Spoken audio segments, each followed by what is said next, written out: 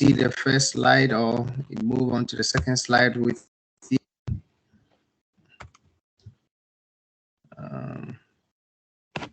Did it move it to the second slide with you? Okay. Perfect. So now I think we are good here. All right. So today's section, we have some goals that we have set for ourselves, that by the end of the discussion, by the end of our section engagement, all of us should be able to go home with one specific thing. And these things are what we term as the objective for this particular class. That's the objective for the class. And I have them listed up here. For the conveniency purposes, I have them listed up here. So by the end of the section, we're expecting that everyone in this class will be able to show how demand and supply interact to determine an equilibrium price and quantity. That is by the end of the class. Each and everyone should be able to know that. And each and everyone should be able to at least show how these two variables interact, that is the supply and demand interact, to be able to determine an equilibrium price and quantity. We should also be able to calculate the magnitude, okay, of a surplus or shortage using supply and demand.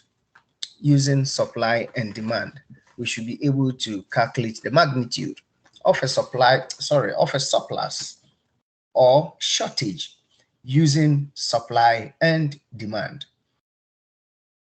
We should also be able to predict how a change in demand will also change the equilibrium price and quantity. At the end of the section, everyone should be able to also do that, should be able to predict how a change in demand will equally change the equilibrium price and quantity. Further, we should be able to predict a change in supply, how a change in supply would also affect the equilibrium price and the quantity. We should be able to do that. We should also be able to predict how change in both demand and supply will equally change the equilibrium price and quantity.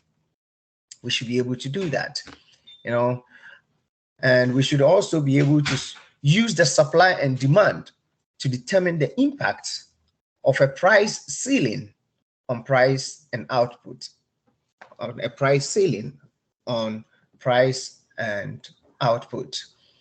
We should also be able to use supply and demand to determine the impact of a price floor on price and output, on a price floor on price and output. And last but not the least, we should be able to use supply and demand to determine the effects of a tax paid by suppliers on the price and equilibrium quantity of a good.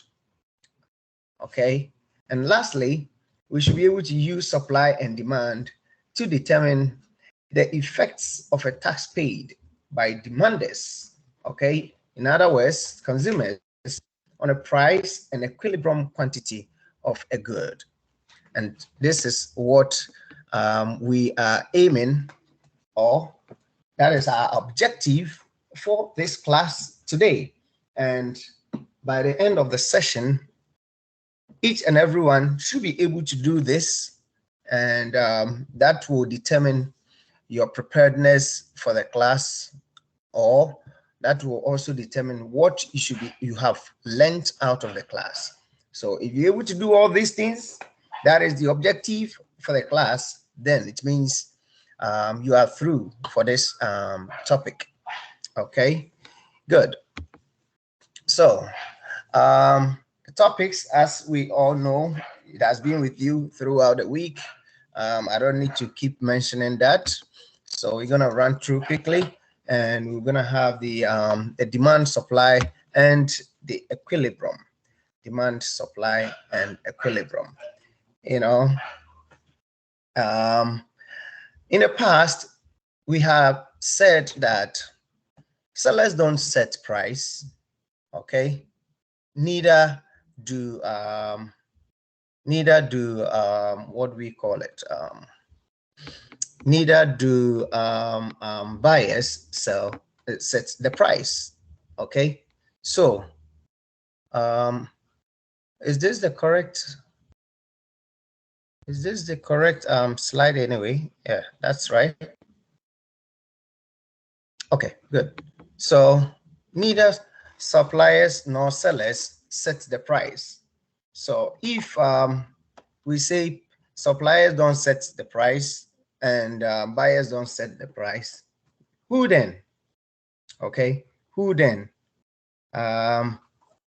We all have to know that prices are not manually set by somebody, that me and a friend of mine can just go and sit somewhere and try to say, hey, this is what we're gonna sell the product in the entire world for.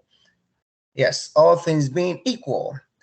I have said this in the past, that in a competitive market, this cannot be done. But in a market where somebody is taking control, or maybe one or two persons are taking control of the class, of the market, you will be able to do that. That is in a monopoly market. In a monopoly market, you will be able to do that. So prices are not either set by suppliers nor what do we call it, by demand or consumers. It is just the interaction of both suppliers and sellers that sets the price. We have mentioned this and we have engaged on this for quite a long period of time.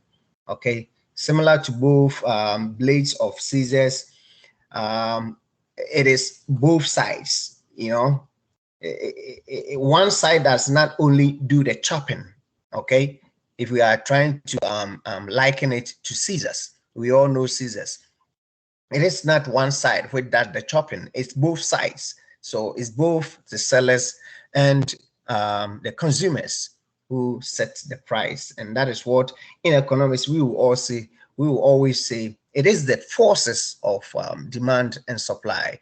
So whenever you are writing, I know, yes, in your mind, in your memory, you might think like that. Yes, somehow that's how it is, that sellers are setting the price. But in economics, we cannot say that. But we say is the demand, is the forces of demand and supply. Okay, that is the interaction between buyers and suppliers that sets the price. All right, so that is what we have for that. That's what we have for that. So if we're gonna see how this whole thing is going to work. For example, using the market for mowing. Okay, using the market for mowing, we can all see that when we at the price of $5, let's consider a job like that, mowing. Okay, let's consider a job like that.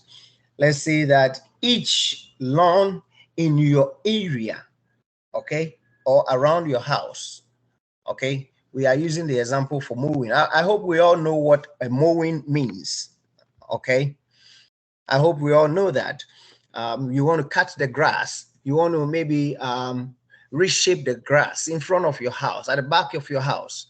Okay, so you might end up going for somebody who have a machine, in other words, mower, to do that for you. So let's use that as an example. So let's say that each lawn in your neighborhood or in your environment takes about 1 hour to mow, okay?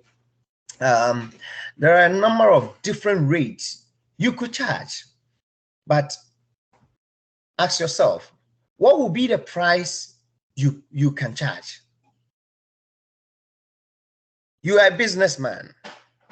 All you do is to do what?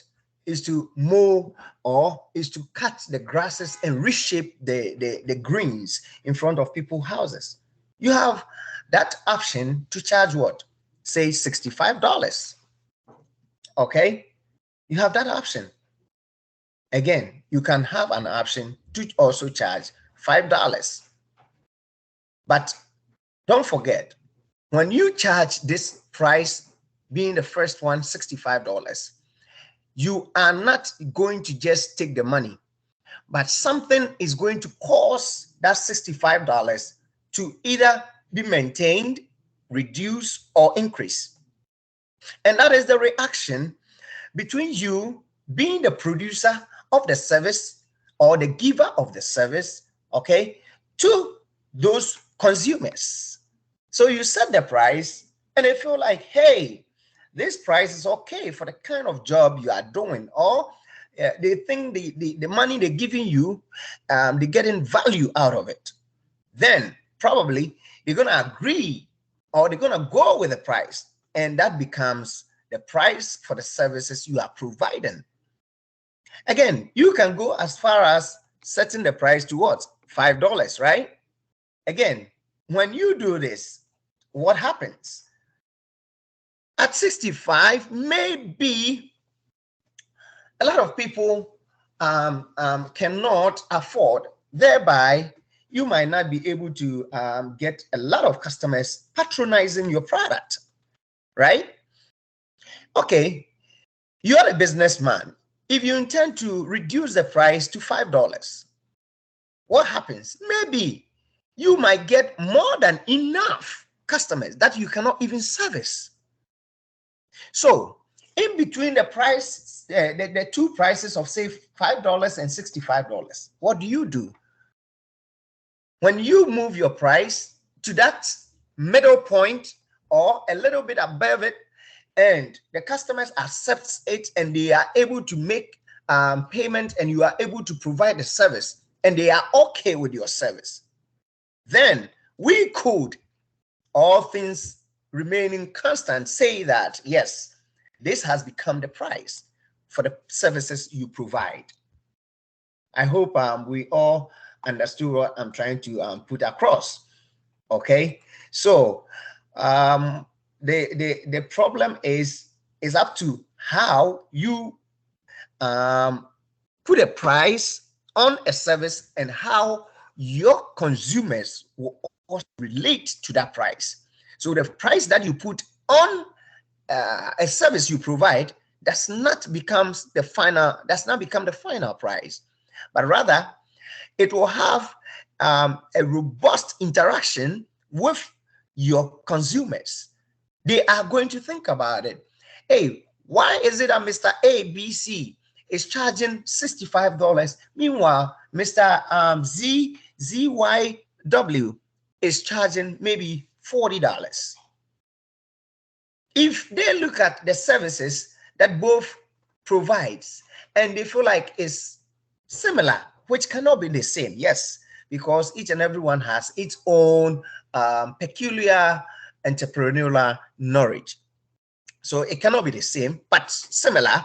When this happens, they might end up choosing between the two. That is why you cannot just set a price and you feel that at the end of the day, that price is what you are going to get. That is the forces of demand and supply. That is the forces of demand and supply. I hope we do get this point as we move forward. So from our curve right there, we will be able to now analyze what we have just said on a graphical position. Okay, on a graphical position. And this is telling us that at a price of 5, okay, you have as much as what? 60, okay? All right. So at the price of $65, you have as much as 5 participants, customers, or prospects, okay, patronizing your product, okay. This is what we are all trying to put across with this curve. At the price of $65, you only have 5 people patronizing your product, okay, and that is the supply. Or at the price of, say, 65, you can only produce maybe 5 service, okay. You can only produce 5 service, as this is a supply. The service you provide is, okay, doing what? Being able to do what? Mow or reshape people's front or backyard. So when your price was at $65, you could only do what? Reshape or provide that service to only 5 people.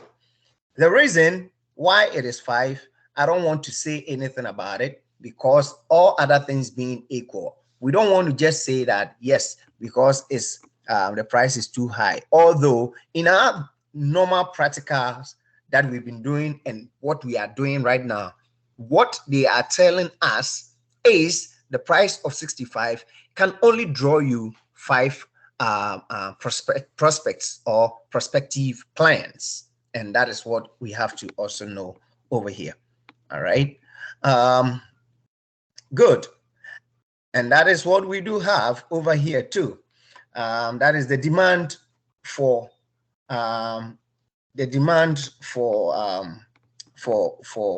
getting a reshaping of their backyard or their front space in their house. Okay, they will be able to do what? 25.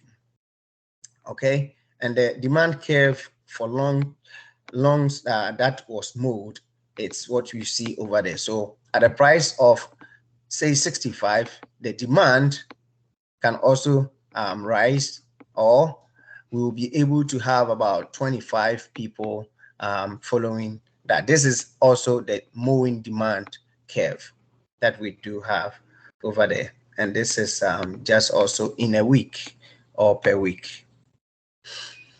Now, when we put this together, let me go back probably maybe. When we put this together, this is the demand that the customers say. When you put it at the price of 65, you will have approximately this, or in your mind, this is how you project what to have. That is 25 service. Now, let's see, when suppliers and consumers understand themselves, or when they communicate or interact or try to maybe push and pull, let's see what will happen at the end of the day.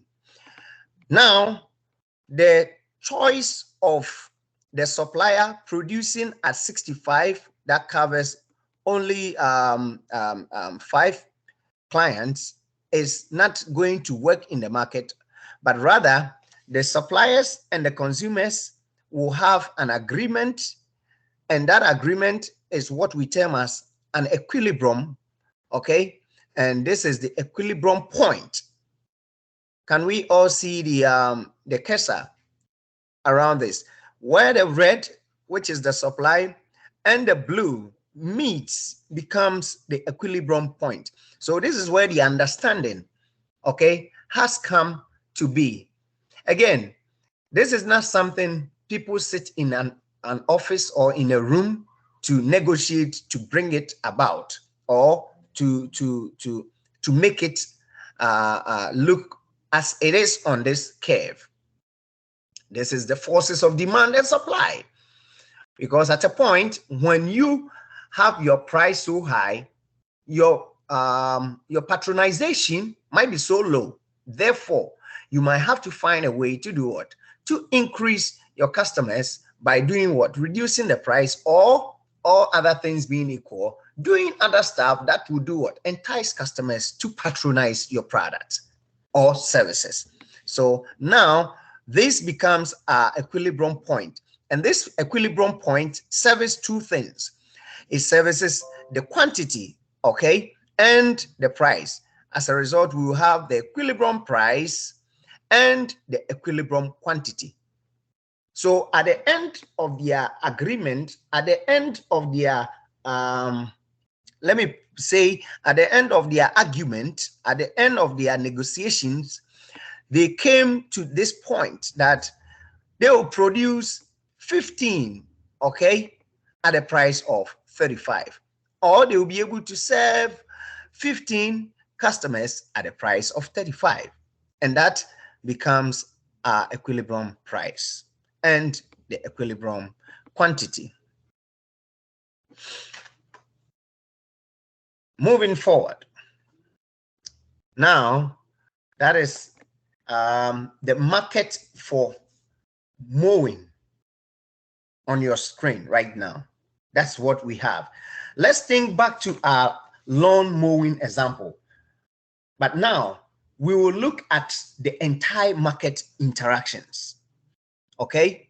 Don't forget, whenever you see the market, something should click. We have done this for supply. We have done this for demand. When you see market, something should click. What happens when the price is set too high? At say the price of $65. Suppliers will love to mow 25 lawns at this price. Okay, but the consumers only do what? Demand 5 of that service at that price. Therefore, suppliers line up to produce, but no one is taking up on their offer or their services. Nobody is calling for, as I said, because probably the price is too high and nobody want to call for somebody to come and mow for them. Probably I might decide to do it myself. I might call a nephew to do it for me and maybe throw at about $20 or $30 for me to save something along the line. Okay, so this is the market, and as we all know, when we talk about the market, something should click. All right, so the market mowing, this is how we're going to figure out what is going on here. And I believe by now we should be able to understand these two arrows. Okay, this is moving to the right or downwards. It means downward. Somebody talking? So the demand curve, okay, is reducing, and the supply also is reducing. They come all the way and they meet at a point. Okay, remember, the supply curve represents the ability. Don't forget that one. The ability and the willingness to supply at a given price.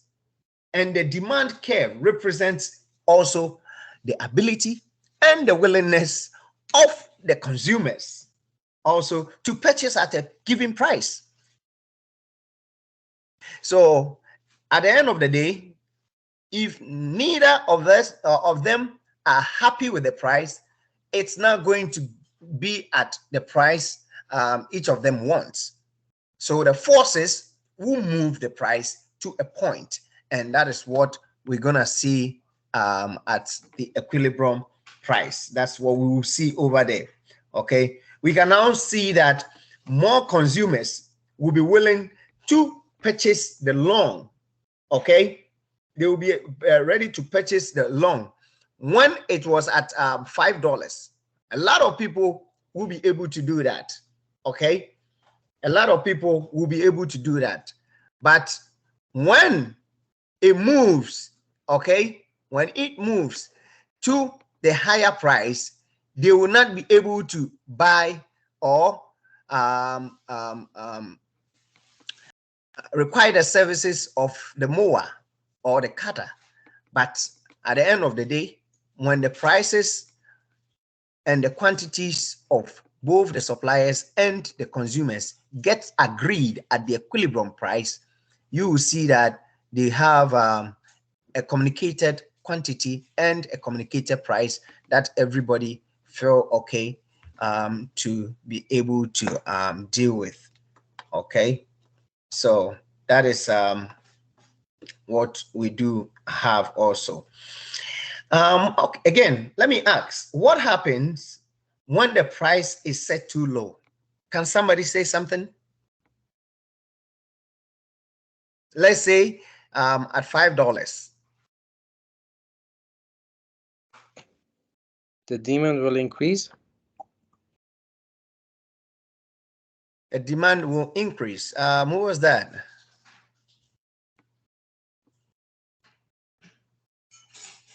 Okay. The price is set at $5. What happens? The demand will increase. Yes, everybody is ready to do that. But at a point, you ask yourself, can you even take care of those services? Can you provide that services? Do you have the capacity? Because the price is too low, you get more than enough customers to deal with. And again, would the services you provide be as quality as they are looking for? Consumers will always love to have that long cut at that price.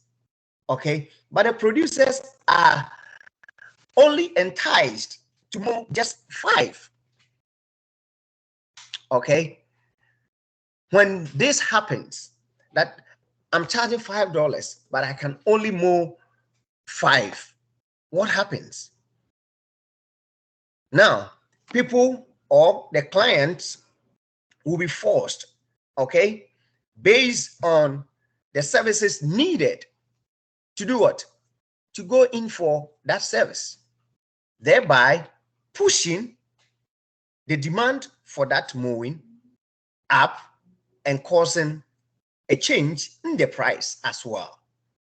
So though at $5, everybody is happy, again, it's not the owner of this mowing service that is going to sit somewhere and change their price, but the forces will cause those people interested to mow to do what? To get that price moved to the equilibrium point. I hope we all do understand.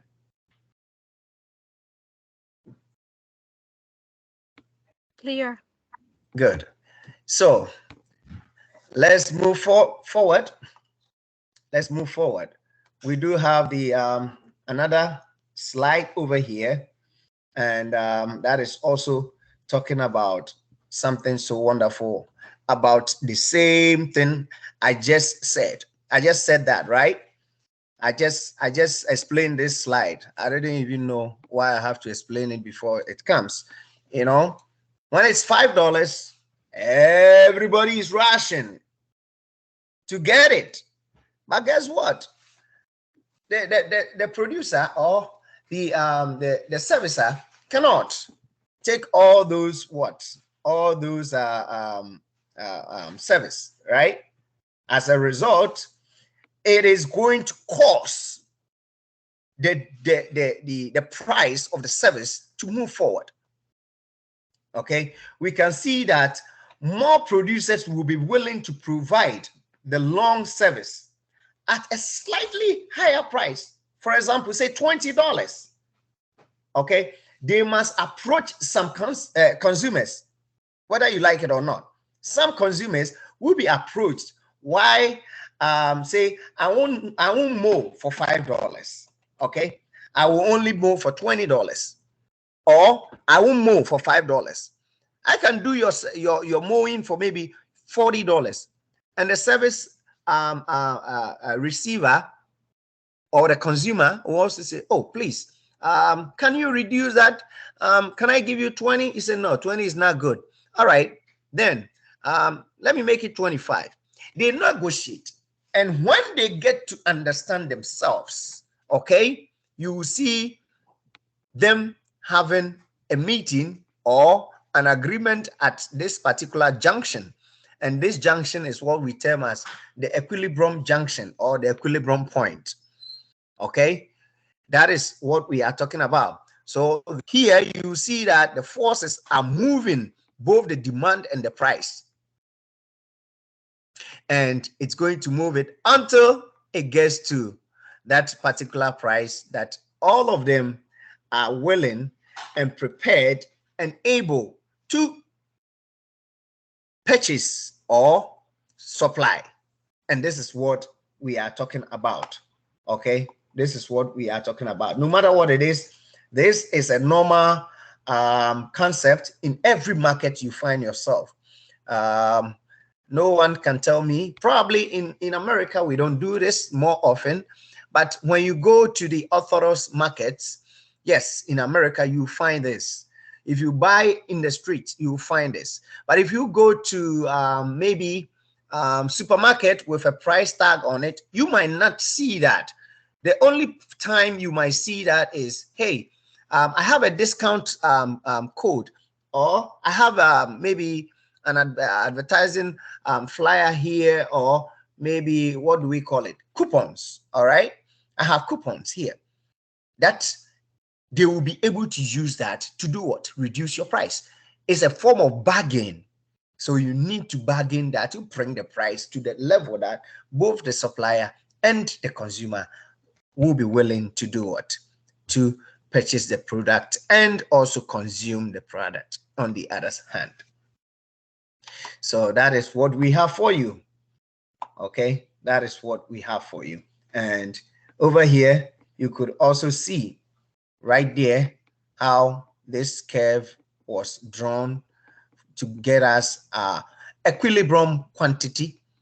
Okay, over here, I hope we can all see, and the equilibrium price. See, now they put the equilibrium price over there, which is 35.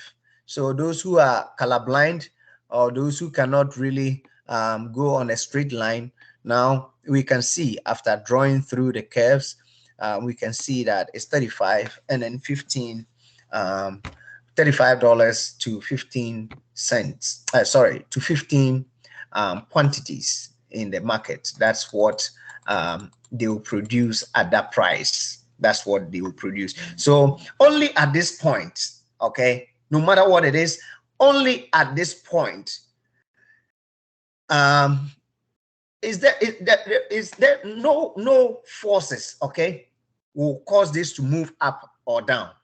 We call this point the equilibrium, the forces of demand and supply. Other things can also cause this to change. That's why we always say all other things remaining constant. But in the meantime, the price that we are basing on, the forces of demand and supply based on the price, will cause this junction. That is the equilibrium price. Okay, and the equilibrium quantity.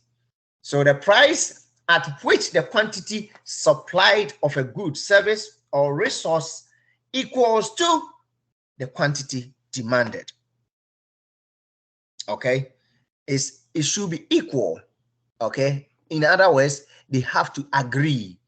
They have to agree to be able to also have that kind of service or receive that kind of service at that price. Okay, so that's what we do have. Let's see. There we go. We need to have something to break the silence in the class, because we have some sharp brain in the class, and we need to make sure that it's working all the time. Where does the market equilibrium occur? Where does the market equilibrium occur? This, I want, how do we show this graphically? I want two people to answer this. I don't want one person to answer that. The first person takes the first part of it, and the second person will take the second part of the question. Anybody? Professor, I think Yes. the market equilibrium occurs when the quantity of supply is equal to the quantity of demand. So in the graph, it actually shows the intersection point there. Thank you, Cole. If you give me too much, I will take a point from you. I will, if you do that, You say that too fast. So thank you so much. I just want everybody to at least be part of the class. Thank you. I appreciate that. So Thank you. Cole just gave us that point right there. You see, it is where they meet. Okay. If somebody can also just repeat something about the graphical aspect, I'll be very happy. I just want people to feel free to talk in the class. Okay. So Cole gave us the market equilibrium where they do okay. And if you forget anything at all, there is a plus. Is this a plus junction? Yes, this can be used as a plus junction. And that junction is an equilibrium junction. Okay, this is a new term that we're going to have in this class. It's an equilibrium junction. It's equilibrium point. That's where they meet. Okay, so can somebody tell us how they do show this graphically? Actually, we can express what Ko said in other words, that the equilibrium of the market occurs when the buyers and sellers agree on a price for a certain quantity. And we show that graphically according to the intersection point between the supply curve and demand curve in a moment in time. All right, thank you, Nora. Thank you. See, Nora also tried to rephrase the whole thing for us in a nice way. Okay, and this is what I'm talking about. If you have a class like this, it helps other students also to at least speak. And again, if you do not speak in class, you're gonna feel shy sometimes to do your presentations when you become your bosses wherever you will be. I want each and everyone to have that kind of courage. We are in a class to share ideas and to learn together. Okay, thank you so much, Noran. All right, let's move forward then. So now we have the d-equilibriums. So does it mean if we have equilibriums, we also have d-equilibriums?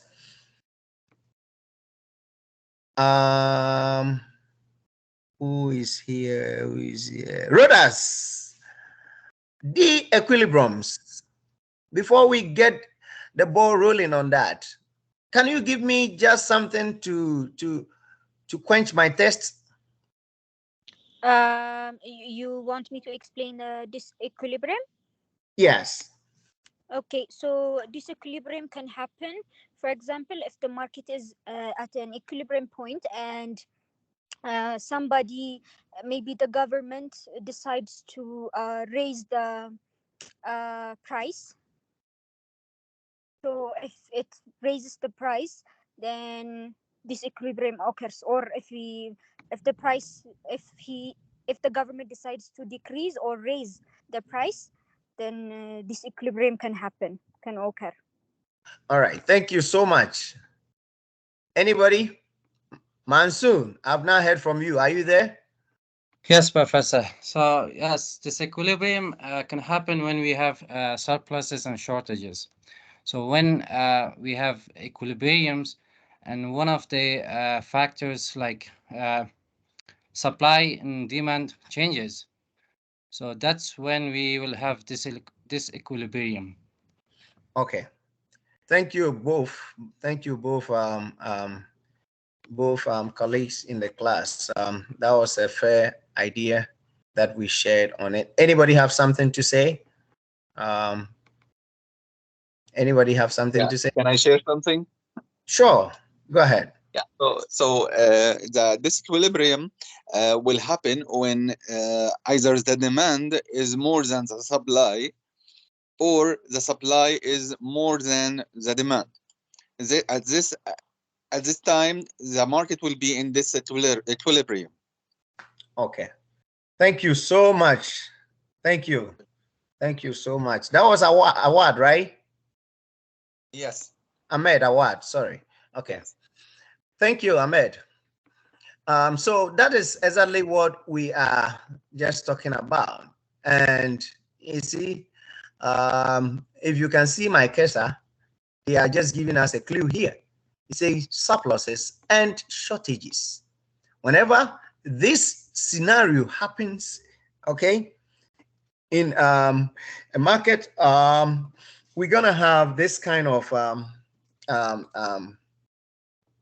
system we call disequilibrium, because whenever we have a surplus and a shortage, okay, we will going to have that. That is the movement. The movement to equilibrium involves states of disequilibrium. Okay, this situation will just result when there is surplus and there's also a shortage. All right, so let's keep moving forward. All right. Now, how do we identify a shortage in the market?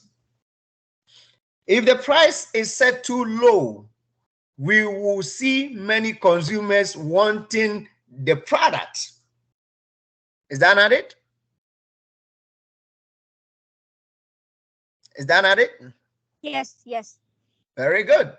When the price is set too low, a lot and a lot and a lot and a lot of consumers will troop in. See, I buy gas from a place which is about maybe 2 miles away from my home. And whenever you get there, you see a long queue. Why? Because the price difference from the city might be, say, 25 cents. And everybody is queuing over there just to save 25 cents per gallon. See, so whenever the price is set too low, it attracts more customers probably than the supply or the products on the market. So from my example, very often you will find that gas station running at a short because a lot of people go in there to buy. Although in the situation I'm describing, you will never see it happen because there are different types of gas. We have the low grade, we have the middle grade, and then we have the upper grade where people go in to buy whatever they want to buy. Okay, but in a normal and a practical world, when you set the price low, you should expect that consumers will be trooping in. Therefore, if the price is set too low, okay, no matter what it is, we will see a lot of consumers wanting the product, but the product will not be enough, okay, to supply to meet the quantity that are being demanded by the consumers. Okay, this is what creates the shortage. Okay, that scenario creates the shortage. Okay, and it's a situation in which the quantity of output demanded is greater. Okay, it is greater than the output supplied at the market. Okay, so whenever this happens, we will have a shortage. Okay, and this is what we see over here. That is the shortage. And how do we find a shortage? Okay, we draw our line from here to hit this and then come down. Okay, and then also this way. Okay, and that will be our shortage. I hope everybody is seeing my cursor, right? No, we can't see your cursor. Okay, you see this broken line, red and blue? Yeah. You draw it okay, through this to meet the red and blue, and then you bring it down to the quantity ASL, then also bring this one down, and that area becomes your shortage, okay, for the what do we call it, the quantity that is being requested. That is the shortage. Am I clear? Professor, Yes. graphically speaking, I think that when the price line touches the supply line first, then we will have shortages which will be below the equilibrium price. But when the price line touches the demand line first, which will be above the equilibrium price, then we will have a surplus. Yes, you are right. Again, we are trying to draw the shortage in the market. Okay, we are trying to draw the shortage in the market, and that is what I'm trying to demonstrate for you. All right, are you with me though? That was Yes, yes, right? Thank you. Okay. Yes. So if you can see that, that is the section I'm trying to draw your attention to. Okay. Okay, thank you. Sure. If it's not clear, you just let me know. Okay. So that is what we have right there. So at the end of the day, we have a shortage being drawn down there. And oh, see, I didn't even know they have that here, right? Oh, this is the same slide we are looking at. This is a different slide, right? Are you with me? Yes, Okay. yes, it's a different slide. So this is the slide I was talking about. Okay, so you'll be able to find what your shortage is. Okay, all right, and at the end of the day, that is what you are unable to feed your consumers with. Okay, okay, see, they put it right there. Okay, that's what we have. So I didn't even know it was in there. All right, so that's what we have here. It says market disequilibrium shortage. Market is equal to quantity supplied, okay, minus quantity demanded. Somebody does understand this? Yes, understood. Okay, if we take the QD, which is quantity demanded, from quantity supplied, we get what? We get this champion man here. That is the market. Okay, so assuming the QD minus QS becomes a negative, then we have what? A surplus. Right? Are we clear? QD Yes, minus Professor. QS. Yes, QS minus QD. Then we have surplus, right? Yes, yes, correct. Yes, that is, if the quantity demanded is larger than the quantity supplied, we will have a surplus.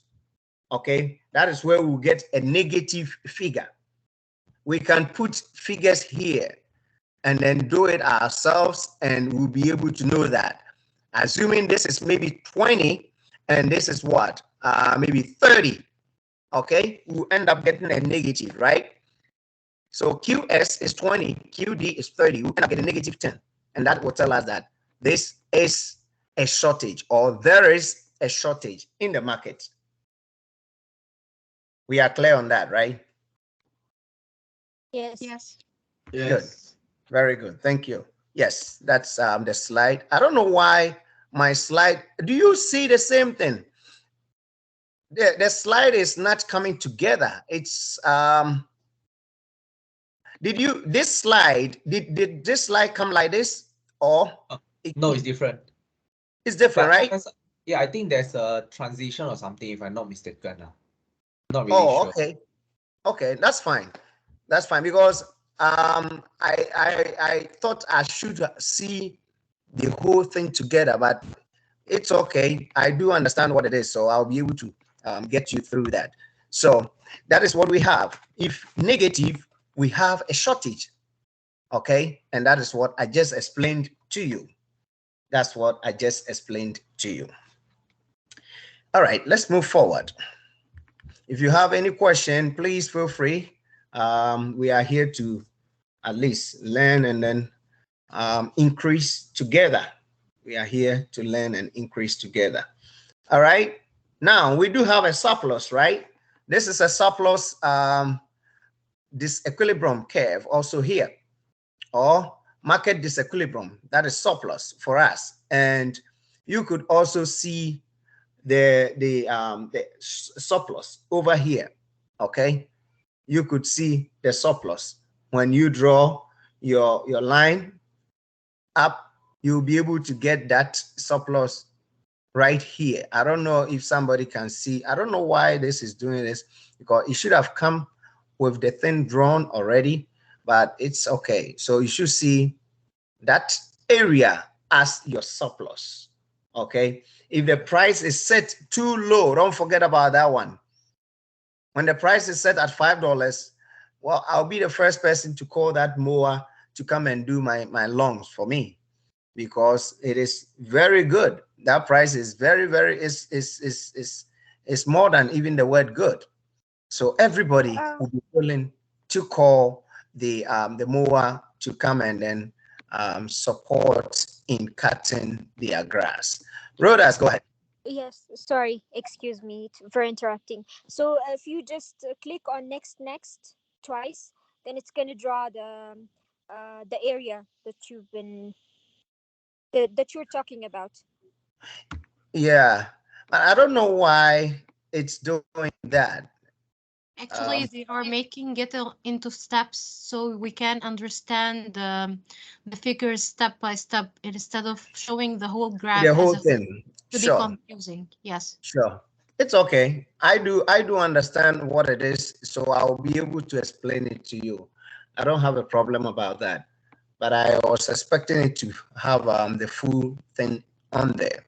So that is what we do have. And thank you, Rhodas. So we have that drawn up there. Let me see. When we click OK, so it brings the whole thing for you to see where your surplus is going to be. Okay, I hope there is no confusion here. Again, don't forget, whenever the price is too low, if you ever open a business and you want to set your price too low, please let me know. Probably I have to find out where you are. Maybe I can buy about 50% of your worth. So that is what we have over here, surplus. Again, and we will have this one too, telling us that when you have the quantity supplied being smaller than the quantity demanded, we're going to have what? We're going to have a surplus, which means whenever you have quantity supplied being smaller, when we take the quantity demanded from the quantity supplied, and we still have something left, it means we're going to have a surplus. Okay, we're going to have a surplus. That is what we have over here. The QS minus the QD. Okay, so which means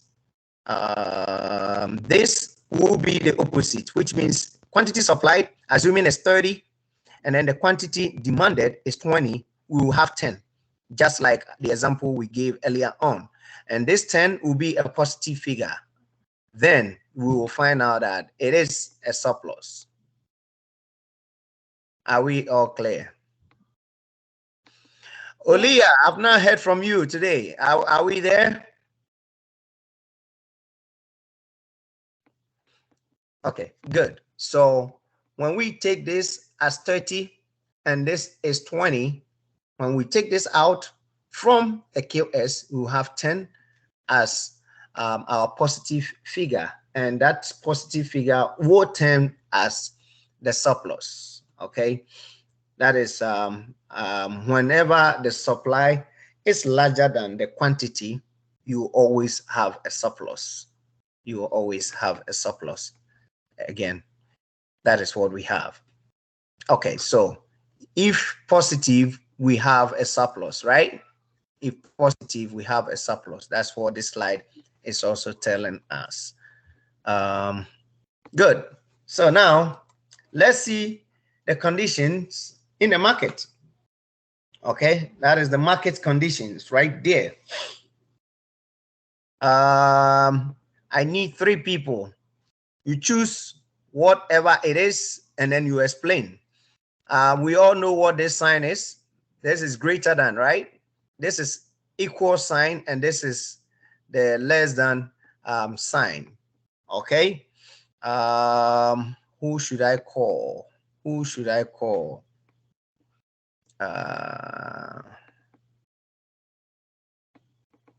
Winnie, are you there?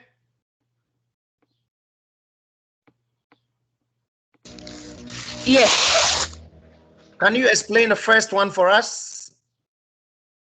When the quantity demanded in the market is greater than the quantity supplied, there will be a shortage. Like currently, where we are demanding more fuel than is being supplied. Sure. That's why there's a shortage. This Thank is you where so much. Okay, go ahead. You have more information. Go ahead. Like Mansood had said earlier, it's where when you're drawing the curve, the line, the price line gets to the supply before the demand. Sure. Sure. Thank you so much. Thank you. So that is what we have. She was able to explain that, and I believe the next person I'll call should be able to give us this one. That is the surplus.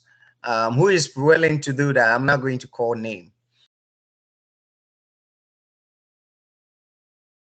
I just want you to interpret what is here. Okay, just interpret that for me. I'm not going to call names. Professor, can I say an example that can express the whole table? Sure. But Okay. wait, Noran, wait. Okay. I want to know the interpretation over here. For the surplus? Yes. What is it here? What is the interpretation? Actually, for the surplus, it is when the suppliers are supplying and able to supply large quantities due to the high prices of the market, due to the forces of the market, while on the other side, the demand is very low due to the high prices of the market. Good. Thank you. So what these things over here are telling us, or how to interpret it, is so simple. Quantity demanded is less than quantity supplied. That is the effect over here. That is all I'm looking for. And that's what Nora gave me. So this also have the same thing. The quantity demanded is greater than the quantity supplied. And that is going to have this effect. And that effect is shortage.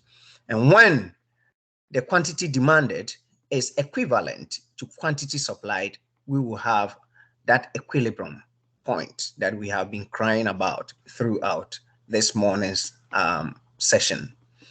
Go ahead, Noran. For the example, actually, we can take a real-time example that happened at last March when a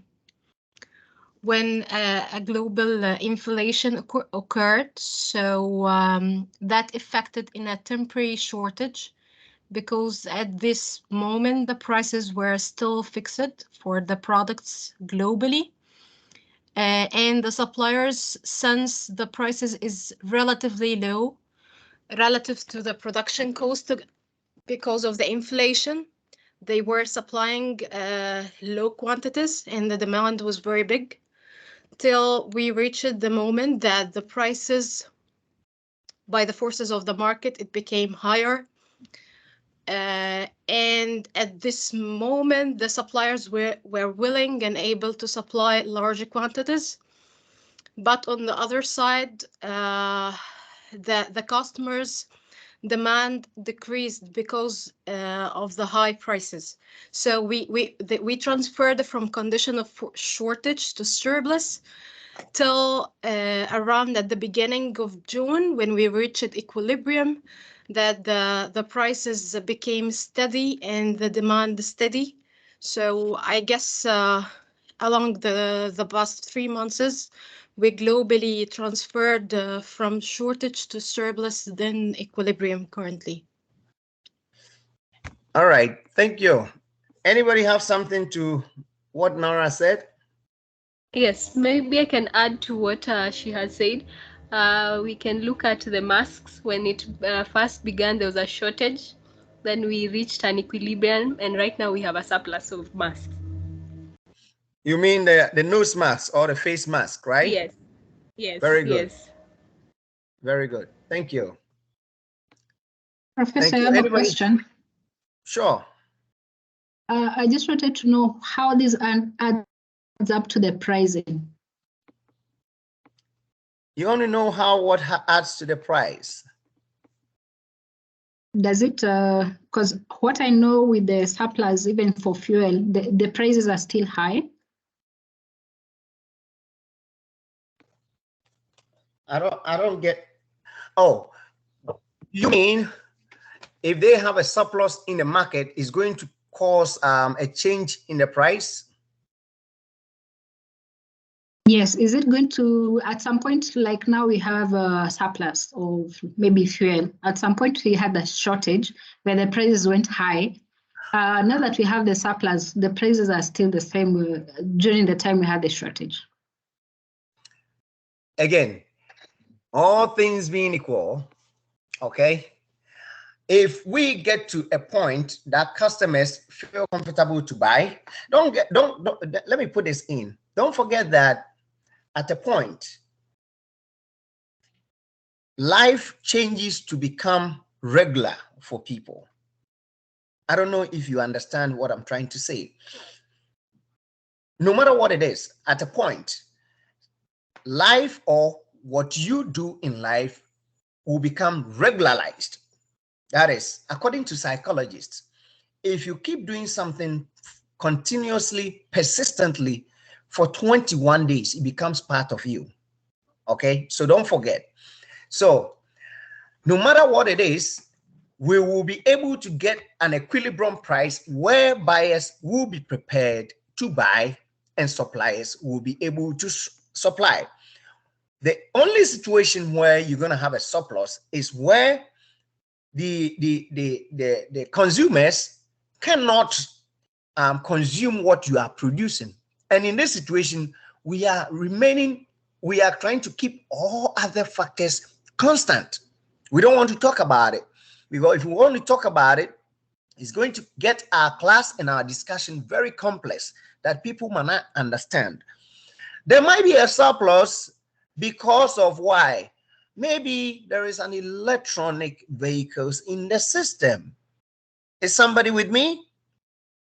Maybe somebody decided to jump onto a bicycle. You understand what I'm saying? So it is not necessary that no matter what it is, when there is a surplus, then right away, this is what is happening. Okay, so when there is a surplus, there is a possibility of other factors going into it. Okay, but when consumers are willing and prepared to purchase a specific amount of product and the suppliers are able to meet it, we will have equilibrium price and we will definitely have equilibrium quantity. Are we clear? Yes. All right. So let's see if we can get it through quickly. So that's what we have. That's what we have. So even when a market reaches equilibrium, the world does not just stay stationary. Please get this one into your small coconut, no matter what it is. Okay, when a market reaches equilibrium, it does not mean that it is stationary. It means it's sitting there, it's never going to move. No, there is no situation like that. Other forces can cause that equilibrium price and quantity to change. As I just said, I will decide to get onto a bicycle. Probably I might decide to use what? A scooter. I might decide to go with an electronic car. These are all factors that can cause the equilibrium price and quantity to change. All right. All right. So that is what we have. No matter what it is, in this real situation that we find ourselves, things will change and will alter our analysis wherever you are under this globe. Things will change. Probably we are not even talking about something that is possible that everybody knows. Guess what? A gas station in your neighborhood, in your community, around you can get bent. When that happens, all those people in one particular place will be moving to do what? Get gas or something at a different location. It's a cause of a change. Is somebody hearing me?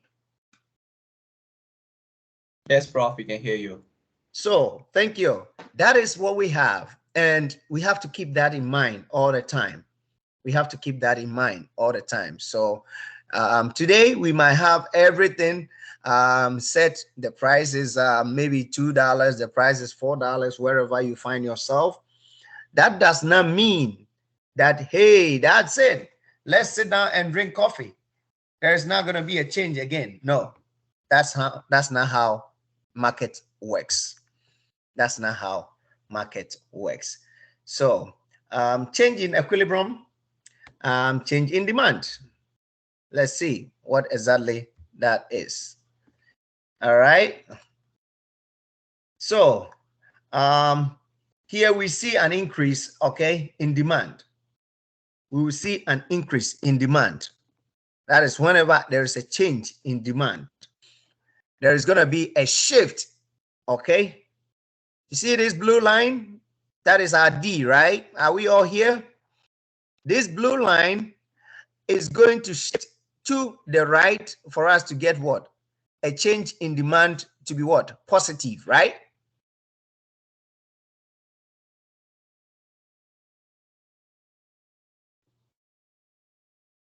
All right. This blue Yes, line Professor. have to shift to the right for us to have a change in demand to be positive. Okay. So that is what we have over here. That is a change in demand, a change in demand. And okay, they put it up there. Okay, right we go. See the arrow? Now we move from D to D1, from D to D1. And that is what we term as a change in demand. Okay, that is what we term as a change in demand, from D to D1. Okay, so now we will be able to draw our lines and see the change over here in terms of the supply and the change, in terms of the price and the change in terms of the demand. Okay, that's what we see. So when demand increases, the entire market is affected and must change. If the price were to remain the same, you will see a shortage. Okay, if the price is to remain the same, you will see a shortage. Okay, so this is something you have to know about. And I believe we all understand it. You will see a movement or a shift, and you're gonna see that shift also. As this is going up there, it's going with the price. Okay, so you see that this one here, I hope everybody sees my cursor. This one here is one equilibrium point, and this becomes a different equilibrium point. Okay, a different equilibrium point. Whether there is a shortage, meaning quantity demanded is greater than the quantity supply, what is the market response to the situation? They will be able to at least go with the amend situation or not. Okay, so that is what we have. Oh, it looks like it brought in whatever it's supposed to. Yes, so that is what we have. That is what we have. Whenever there is a shortage, meaning the quantity demanded is greater than the quantity supplied, what is the market response to the situation? Okay, there is an upward pressure. Okay, upward pressure on price. At the current price, the quantity demanded is telling suppliers that, hey, make more of the goods. Okay, make more of the goods, and then they will come to do what? Sing the same song to sit at the same place. So if the demanded, and if the consumers sing to the suppliers and the suppliers dance, then we get what we call it, equilibrium, right? Because if you sing to me and I don't like your song, I don't dance. All right, so that is the forces of demand and supply. That is the forces of demand and supply at the current price. Okay, at the current price, quantity demanded is going to be more, and they're gonna push and push till they get to that level that they'll be able to get more being supplied based on the price, if it's okay with also the producers. Okay, so now what do we have? What do we have over here? Okay, that is what we have drawn up there. Okay, the equilibrium will change, as I said, moving up from here to here. In this example, it goes up from the price of $35, okay, and a quantity of 15 to a price of 38, okay, to the price of 38, okay, and the quantity of 18, okay, and the quantity of 18. I don't know if sorry, 48 and the quantity of 18. Okay, that's what you're gonna have over there. I'm not sure if somebody can see that. If somebody can see that, all right, and that is the new equilibrium. Good. Now, I want to see if some people can talk in the class. There is a challenge question. I'm not sure how we're gonna do this. It says, imagine if originally there is a reduction in demand instead of an increase.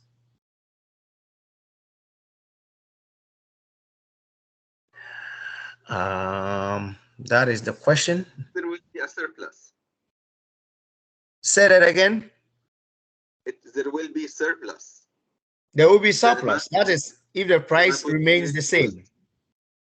No, all the prices will start to falling down as the quantity also going less. The quantity supplied also will go down. Okay, so which means the downward pressure, which means the equilibrium will happen at a lower price, and lower quantity. Lower price and lower quantity. As the demand is not as before. So the demand is less. So what is the use of producing more numbers, more quantity when there will be no demand for it? So the quantity supplied will be reduced, and accordingly the price also will become less. Okay. So there will not be a shortage. No, there will be a surplus. I don't think so. Professor, I agree with Awad actually. There'll definitely be a surplus because if there's a reduction in demand, right, the demand graph will shift to the left. Cool, I did not call you, so I will not take that. Sorry. I did not call you. Once I did not call you, your answer doesn't qualify. All right, thank you. So cool, and it was Ahmed, right? Yes. You guys want to save the class, but I want to shoot somebody. You don't want me to do that? Okay, so I just want everybody to pay attention. So imagine if originally there is a reduction in demand. Just stay there. Just stay right there. Don't move. There is a reduction in demand. What goes on in your memory? All things being equal, if there is a reduction in demand, if the producers are to stay at their current production, who is going to buy the rest? Nobody, right? Then we're going to have a surplus. Is that not it? Is somebody hearing me? Yeah, we can hear you, Professor. Very good. So this is the scenario we're trying to put across. It is so simple. Whenever you get a question, I told you the other time, break it up in a syllabus way of reading, okay? And the answer to the question will come by itself, okay? I know we have some good brains here, but we need to make sure we carry along everybody. So I have to make sure I get them to sing my song, or I get them to dance my song, dance to my tune, or something like that. So that is what we have, and they are telling us to draw reduction in demand. Who can also tell me verbally how he's going to draw that reduction in demand? If you don't talk, I'll call name, with the exception of Ko, Awad, Ko, Ahmed, and Noran. Nobody should talk. Rodas, don't talk. Can somebody explain to us how he or she is going to draw the reduction in demand? We just want to see if everybody is following. Don't Professor, the demand curve will shift to the left, and the price will shift to the downward. So that will be a new equilibrium price at a lower price. Monsoon. Okay. Thank you. Do we agree with Monsoon? Awad, don't talk. Ko, don't talk. Noran, don't talk. Rodas, don't talk. Anybody can answer. We just want to get everybody involved. Do we agree with Monsoon?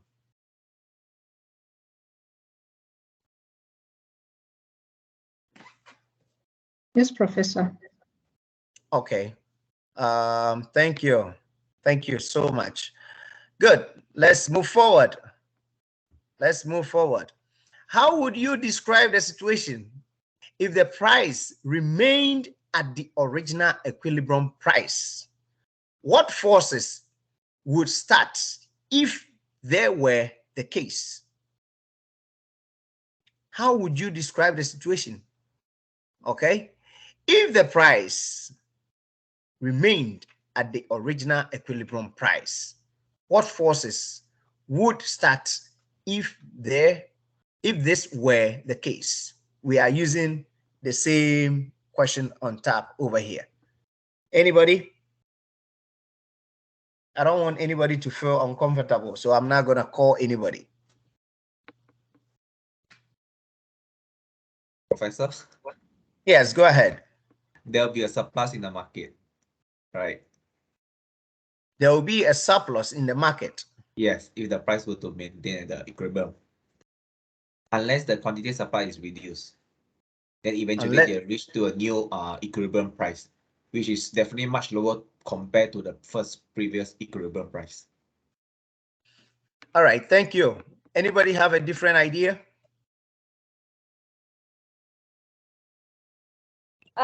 So I think it can go in both directions. There might be a surplus or a shortage.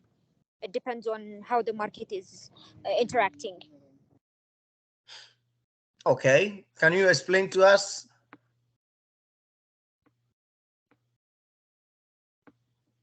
Well, if the market, for example, if there's a rise in demand or decrease in demand, so accordingly the shift will be either to the left or to the right on the demand side. We are using this question though, so I want you to make your submission based on the question up here. Imagine if originally there is a reduction in demand instead of an increase. How would you describe the situation if the price remained at the original equilibrium price with a reduction? What forces would start if this were the case? Professor, I think that the price couldn't stay the same, because if the demand decreases, then the price automatically decreases as well. So we cannot say that the price can remain the same. That's Monsoon. Do we agree with him? I think the price can remain the same, but then nobody will start to purchase it. That's why we have a surplus in it. It's okay, stand there, don't go too much. Cool. Okay, thank you. Do we agree with Monsoon? Anybody else? The demand I mean, the price can stay the same even if the demand decreases. If if we are talking about an equilibrium, then the supply has to decrease, which means it has to go to the left side. Okay, if so that makes sense. Thank you, Rodas. That's right. So now we got Rodas to come back to clear for us. So this is what we are trying to put across. Don't forget, there will be other factors relating to this. Okay, there might be, I'm not saying there will be, there might be other factors relating to this. So all the time, you have to make sure that you go according to what they are giving you. Okay, you go according to that so that you'll be able to provide the right information. All right, the next one says what? What ends up happening to the equilibrium quantity?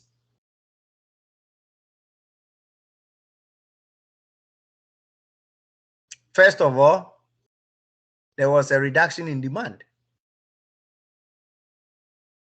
So what ends up happening to the equilibrium quantity?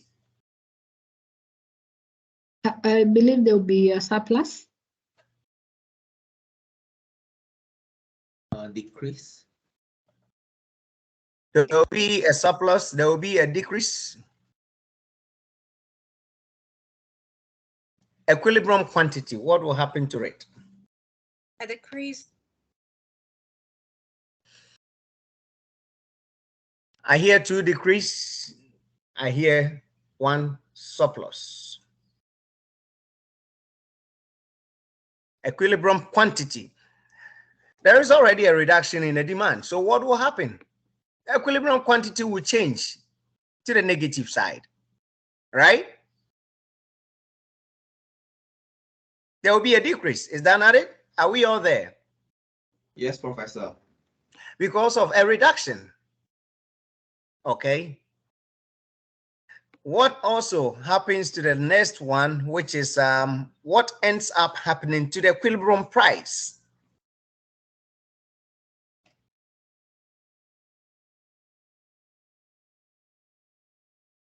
You're sure the same trend will be decreased as well.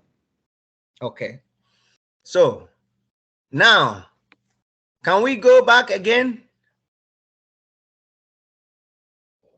to the second question?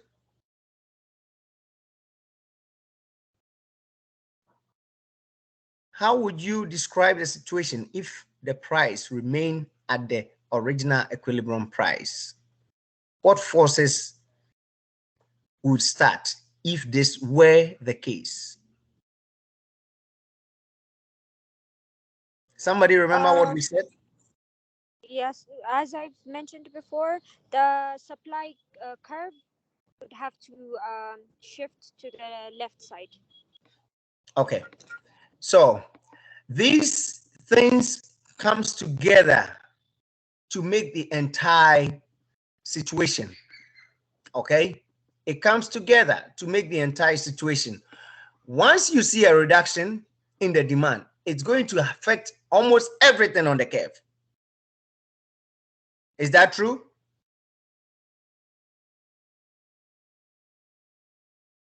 Yes.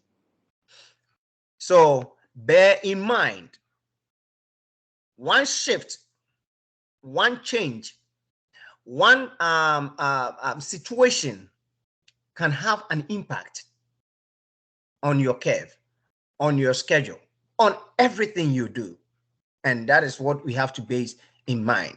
Okay, so let's look at this one also here quickly. What does this also tell us? How discuss how the equilibrium price and quantity change when a change in demand occurs and the supply stays constant.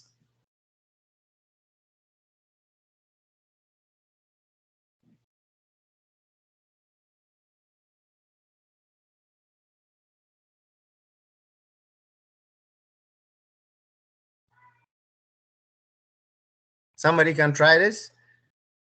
Discuss how the equilibrium price and quantity change when a change in demand occurs. When a change in demand occurs, what happens to the equilibrium price and quantity? And again, when go ahead. So the equilibrium price will decrease. And the equilibrium price and quantity demanded are both decreased. The intersection point gets lower in the graph. Okay. So that is. But the demand can be increased and decreased. So it's either one of the situation, right? Yes, which means exactly. Yeah. The question didn't say what's happening to the demand, either it's increasing or decreasing. It says only that the supply is constant. That's right. So that's why there will be either a shortage or a surplus.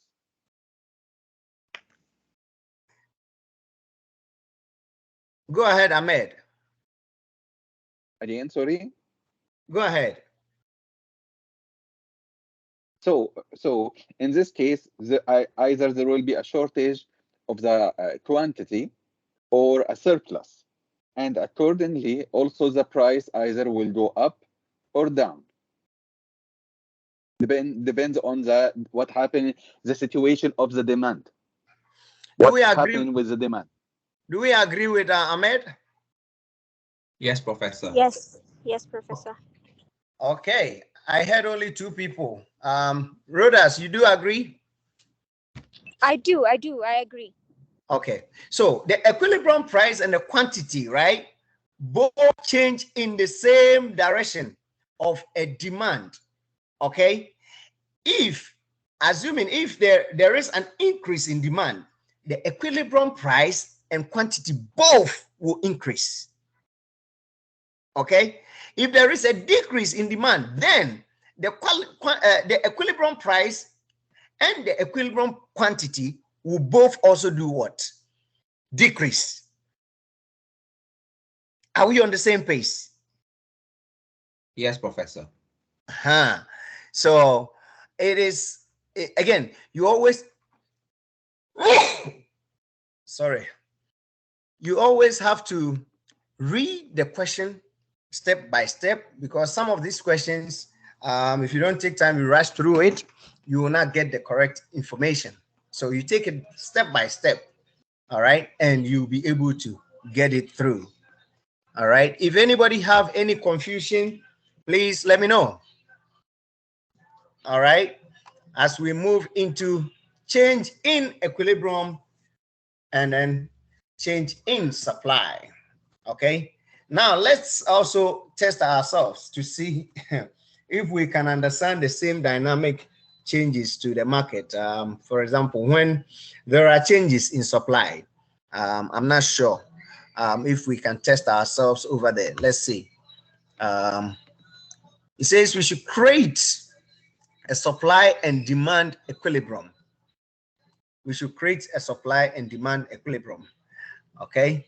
And then draw something out of it, or what? Create a supply and equilibrium. Let me see something. Okay. Draw a reduction to supply. Okay. How would you describe the situation if the price remained at the original equilibrium price? What forces would start if they were the case? If this were the case, okay, we will have almost similar information. Okay, this is what we are talking about. We have almost similar information, because at the end of the day, we want to see what will actually happen. Okay, we want to see what will actually happen, whether there is going to be a change, and if the change is going to happen, is it going to move? Is it going to move to the left, or is it going to decrease? If there's going to be a shortage, how will that shortage affect the price? Okay, we are not going to deal with the first one, that is to draw a reduction to supply. I know we can do that. Or does anybody have a problem drawing that in the memory? Draw a reduction to supply. Can we do that? Yes. Can we all do that? Yes. Yes, Good. Yes. Yes. So now let's move to the next one. How would you describe the situation if the price remained at the original equilibrium price? What forces would start if these were the case? Actually, that would result in a shortage as the supply will shift left, creating a moment where for the same price, the quantity demanded is higher than the quantity supplied. This shortage will force the market price to raise up. Thank you, Nora. You have given me more than enough. Thank you. So no matter what it is, all things being equal, there will be a decrease in supply. There will be a decrease in supply. And I don't know who does not really know up to today that this decrease is going to be represented as a leftward shift on the curve. If you don't understand that, please let me know.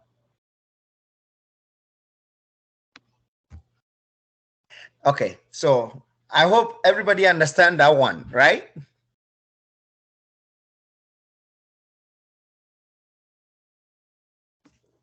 Okay, so what ends up happening to the equilibrium quantity? Can somebody tell us?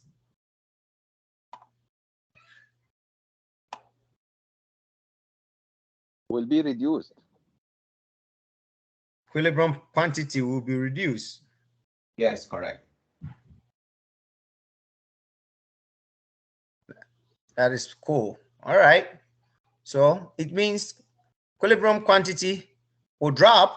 Once it drops, once it reduces, it means we will have a drop or a reduction in that. It's so simple. Okay, it's so simple.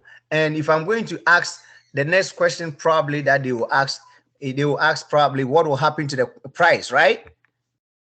So what happens to the price? The price increases. Are we on the same pace? Is anybody having challenge?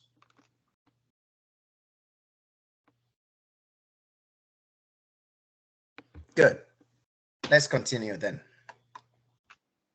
So now that is what we have, and we're gonna also try to have another one. It says create a supply and demand equilibrium. Okay, and what should you do? Then you draw an increase in supply. If you cannot draw an increase in supply, please just hit your raise the hand button. Okay, just raise your hand so that we'll be able to find a way to get you into that. I hope everybody can draw an increase in supply. A curve of such, right? Okay, let me ask this question. What happens in an increase in supply? How do you interpret that on the curve? Who can tell me? Professor, I think that an increase in supply will cause the equilibrium price to fall and will increase the quantity demanded. I'm just looking for an increase in supply drawing. What is the interpretation on the curve? Can somebody tell us what will happen on a curve for an increase in demand? What would you see for you to see that? I just want everybody to know that. A shift to the right. Thank you. Who is that? Rodas. Rodas, thank you. Yes, So thank you. this is what we are looking for. If you see a curve and there is a shift, okay, to the right, this is what we are talking about. Okay, if you see a supply curve, there is a shift. This is what we are talking about. If you don't understand, please feel free to ask questions, and we are here to support you. How would you describe the situation if the price remained at the original equilibrium price? What forces would start if this were the case?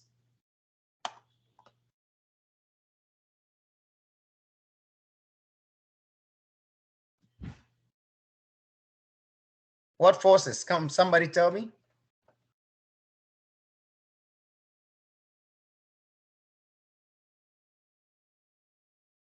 A surplus shall occur. No, that's Nora. Yes. Okay. Do we all agree? There will be a surplus. Exactly. Okay. A surplus will be created. This is going to place down the pressure on price. So it is going to create a surplus. Anybody have a different answer or any challenge? Good. So what ends up happening to the equilibrium price? Quantity.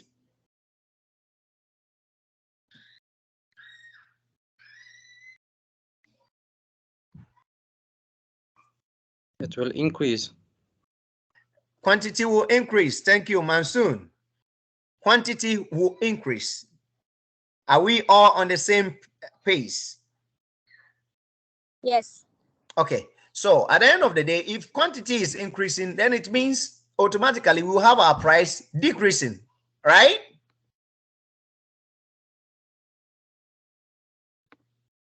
Yes. Yes. Okay, good. So at least we have people following. At the end of the day, that is what we are looking for. So that is it. Now let's look at the next one. It says was describe how the equilibrium price and quantity change when a change in supply occurs and demand stays the same.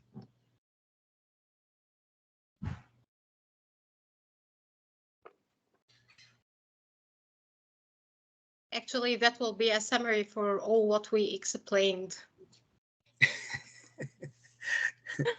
Thank you, Noran. I still want somebody to tell me this, because at the end of the day, I need to know if there is an increase in the supply, okay, or the equilibrium price will decrease and equilibrium price will, quantity will increase. I need to know.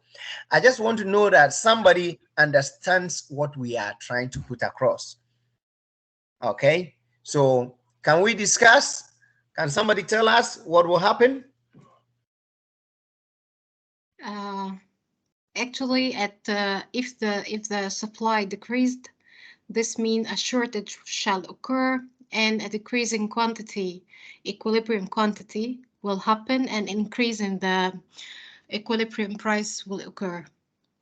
For the second case, if the increase in supply occurred, that will result in surplus, which shall decrease the equilibrium price and increase the equilibrium quantity. Okay, so if I heard you right, if there is an increase in the supply, the equilibrium price will increase. Is that that? No, decrease. Nora, I did not ask you a question. Okay. So I'm going to take a point from you. Okay. So we all have to know that when there is an increase in supply, the equilibrium price will decrease. Okay, and the equilibrium quantity will increase. So if I'm telling you, oh, it will when there is an increase in supply quantity, equilibrium price will increase, and you say yes to me, then it means you are not in this class.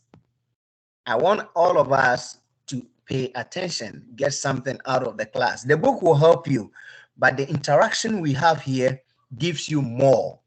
Okay, it will give you more.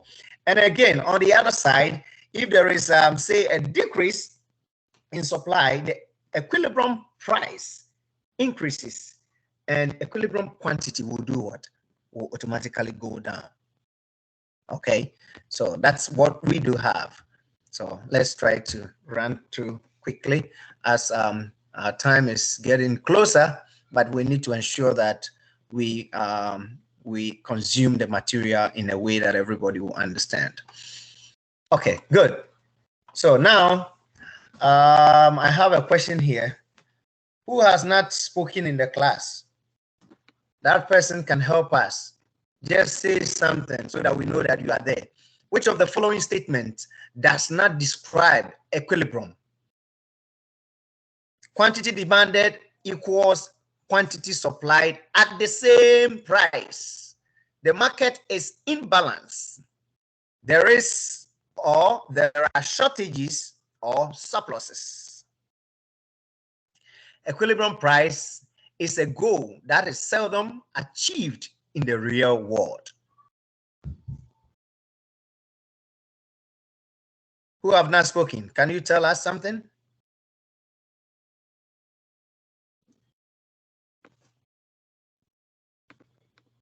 Oh, Mr. No Name is not here.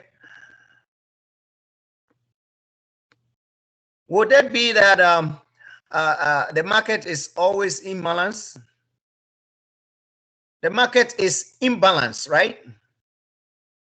Or is in balance? The market is in balance. So the answer is B. Do we all agree? No. No, Professor. No, Professor. That is who? That is Rodas. Who Yes. again? Who again did I hear? No, Professor. I do not agree. Cool. Okay. Those people don't agree. The rest of us, the answer is B. If it's not B, with the exception of the two, with the exception of the two students, can we know the correct answer? If not, I'll choose B, and then you guys will mark me right. I guess D.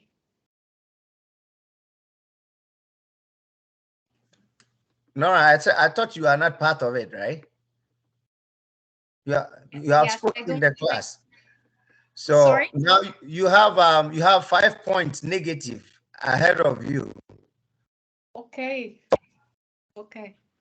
You have 5 points ahead. I'm going to write it down somewhere. So that is going to be equilibrium is a goal. It is a goal that's seldom achieved in the real world. Okay. If you remember, I said something in the course of our discussion. Even if you get everything at the price that you want, at the quantity you want, don't think it's going to be that forever, because there is nothing in this world which is constant. It's going to change, right? So equilibrium is a goal that is seldom achieved in the real world. I hope somebody gets it. So this is what is C, right? No, it's D. So those who are not here, the answer is D, please. After reading it, if you are able to take C, it means you are not really here. So the answer is D. Equilibrium is a goal that is seldom achieved in the real world. All right. Now let's try to get through this quickly. Yes. I read that they say that equilibrium is just kind of a theory, so that in the real world we cannot really practice it. Is that true? Because you said that the option D is correct, but the question says that which of the following statement does not describe equilibrium? So why didn't they say that equilibrium is just a theory and we cannot practice it in the real world? Can somebody explain it? Yes, the question says does not describe equilibrium. So equilibrium is not a goal. But the choice says it's a goal, so it's wrong. Does it make sense? Brothers Okay, is telling so us that. Yes. yeah. It best describe equilibrium. Option D, right? Okay. Yes. Yes. Do we agree with what Monsoon and Rodas are saying?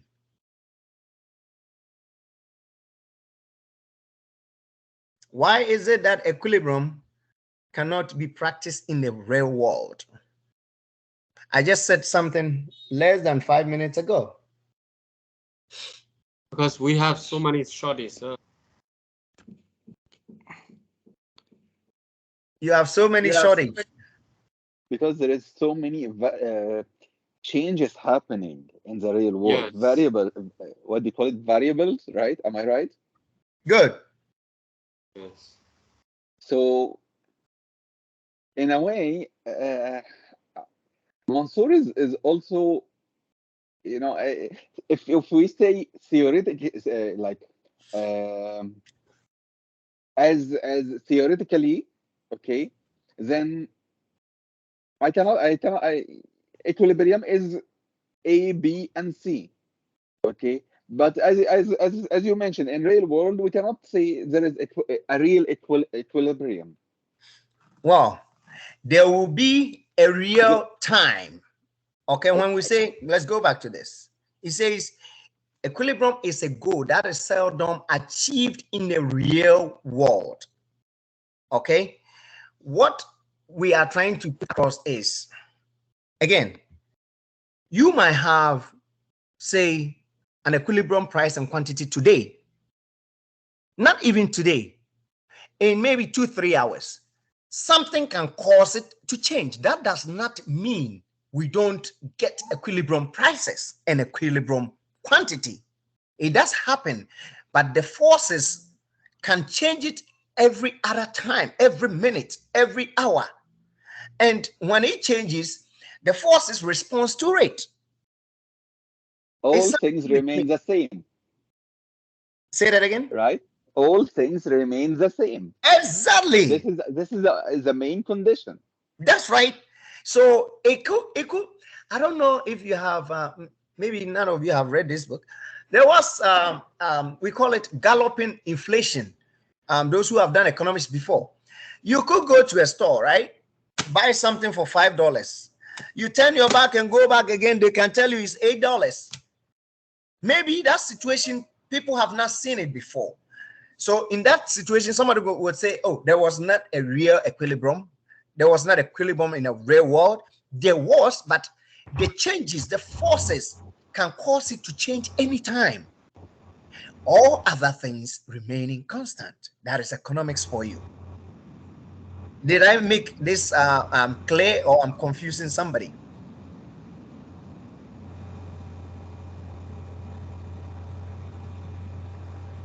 The question was from Mansoon, right? Yes, Professor, I still want to know your answer. Do you agree that the equilibrium can be practiced in the real world or not? Can we do That's it? what I'm trying to tell you, that this is a practice, but again, it could change any time. Equilibrium can change any time. Equilibrium price can change anytime. Equilibrium price, sorry, quantity can change anytime. Like I said earlier on, you could have equilibrium price and quantity today. Don't think that's it. The world is going to stay like that. No, it could change in any second based on the forces around it. Are you with me? Yes, yes, totally. You know, so that is the concept that we are all trying to deal with. Some of them you might think it doesn't really work. It works, but you might not see it. You know, theorists have a way of backing their theory with so many things, but you have to analyze it from the practical point.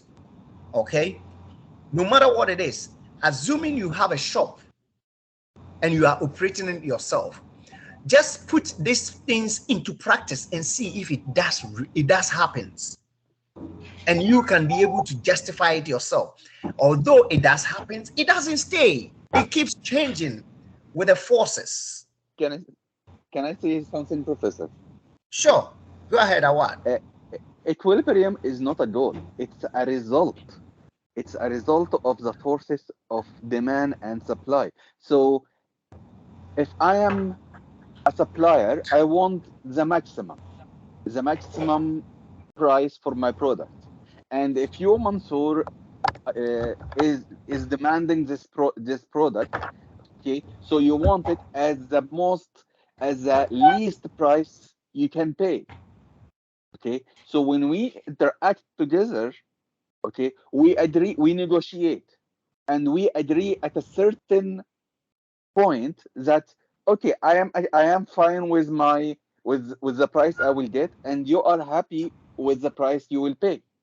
Good. Equilibrium is not a goal. It's a result of our negotiation. No, hold on. What you understand by a goal. Your results or your resolution is an objective. Why is it not an objective? Why is it not a goal? Why is it not an aim? Are you not aiming? The forces, are you not aiming to understand yourselves? Yes. Yeah. Sorry, I maybe I drafted a little bit, but yes. So now, don't get confused about the word. You are right about the results. You are right, but it's the same word being used in a different way. Then it is not seldom achieved. It's always achieved. Well, either it's higher or lower. Well, I don't want to say yes to that, but it's always or possibly always achieved in the circumstances we find ourselves. Am I clear? Exactly. Even if the prices of a product is very high, then the equilibrium will happen, okay, at a less quantity, for example. Or the prices is very low, then the equilibrium will happen at a more quantity. For a period. You see, for a period. Again, there could be a rush. Yes, there could be a rush for a product, and all of a sudden, that rush could cause a price equilibrium and a quantity equilibrium. But at the point, you see, I explained to you the what is this? I forgot. The marginal utility. The sentence. You see, look at marginal utility. Okay, this is how it happens. You go into a store, you buy water at say $5 because you are so thirsty. When they told you it's $5, you take your money and you buy it. After the first bottle, they tell you it's $5. You still need some more. Would you buy it? Yes. What about the third bottle? Would you buy it at $5? No way. So your demand is going to decrease. This is what I'm saying. It could change within a period of time based on the forces we find ourselves. Are we clear? I am clear.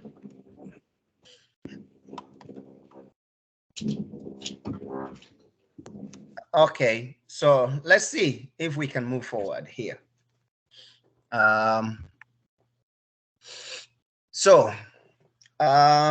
We have something here also. What happens when supply and demand change? It will depend on many things, okay? It will depend on many things. Shapes of the supply and demand curves, intensity of the change, the direction of the change, okay? The same principles of analysis that, we work through before can be used, okay? The same principles we've been using, the same thing can be used. We will still reach the outcome of equilibrium at the intersection of our new supply and demand curve. Okay, you can use the tools of supply and demand to analyze many changes on top of other changes in the market. You can use that. You can use that. Okay, so I'm not sure if somebody really gets that, but that is what we have. We're going to be running through this quickly because we have some few minutes, about half an hour. Good. When we say price ceiling, what are we talking about? What is price ceiling? Before we go into the explanation, I know you guys have read through this, but the name tell us, says price ceiling. Can somebody tell us what price ceiling is?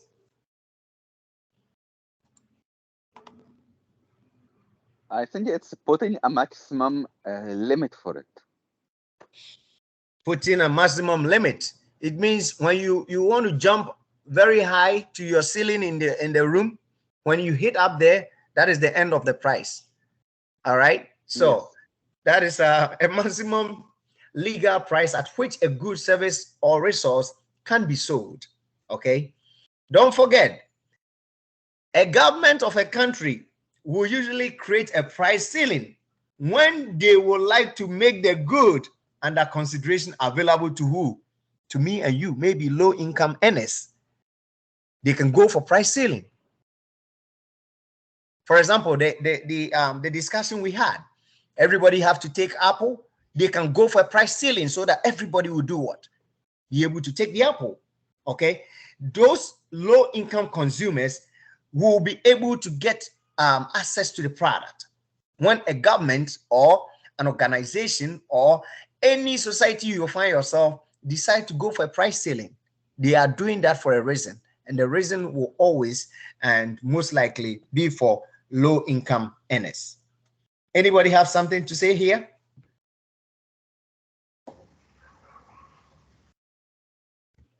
Okay, so that is it right there. The maximum legal price at which a good or service resource can be sold. Okay. Now we do have that. So assuming we have a pizza, the market pizza market, we have $3 per slide. Okay, $3 per slide. They set a price ceiling of $3 per slide. What happens? What happens? Many will think this is a good regulation. It's a good regulation, right?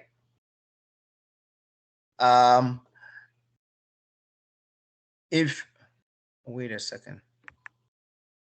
Yes. So many will think this is a good regulation. Okay. When they set the price at $6, many will think that, hey, this price is too high. We cannot buy, or we don't have money to buy that, right? Okay. When they set the price at $3, a lot of people would think it's a good regulation, right? Because it lowers the price of pizza. However, the price change is not the only change within the situation. Okay, don't forget, at the end of the day, those people will be very happy that the price changed. Okay, they will be very, very happy. That is the little they're going to be able to save. Using the economic tool of supply and demand, we can always analyze this, what is likely to occur, and get a better understanding of the regulations. Okay, so that is price ceiling, and that is what we have over there. And don't forget, price ceiling has its what do we call it, disadvantage and advantages. It always have a disadvantage and advantages. There will be shortages and there will be surplus. Okay, whenever there is a price ceiling. Okay, so you see that also using this. Okay, you'll be able to see that when they move the price from where it used to be to this, you're gonna have what? A shortage, because at the end of the day, even if I need 3, I'll go and buy 6, because now I can afford more. So that is what it is. At the end of the day, whenever there is a price ceiling, it comes with a decrease in supply. Are we clear? Yes. Good. So price ceiling, it limits how high the price can go. Okay, that is price ceiling, the highest, or the how high the price can go. If it is $2 and the government say, hey, $2, everybody sell it at that price, that's what you can sell it. That's what you can sell it. All right, I think we do have a question here. Discuss how price ceiling work. How do price ceiling, okay, how do price ceiling get established? What conditions must exist for a price ceiling to be binding? What is the results of a price ceiling that is binding? We're going to take it one by one. Can somebody tell us the first one? Discuss how price ceiling works. It's so simple. That's when a government intervenes, right? That's when a government intervenes to put a cap on a price. At the point, I'm not sure if it's in this class or another class I was teaching.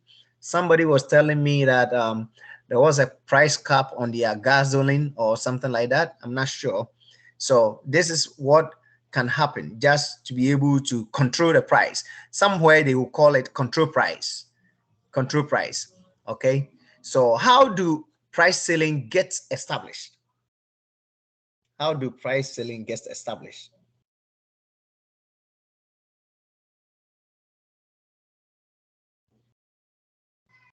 As you mentioned, by the government. Okay, thank you. And that is it. They get in there. If it is Senate or it's Parliament, whatever it is, they get into it and say, hey, this is what we want to do because our people cannot afford it. Bring the price down to this. And this will always come with a government subsidy to be able to get this through. All right. So What condition must exist for a price ceiling to be binding? It has to be lower than the equilibrium price. Perfect. Than the market price, okay? Not the equilibrium, but market price, okay? So it could be whatever price they have on market.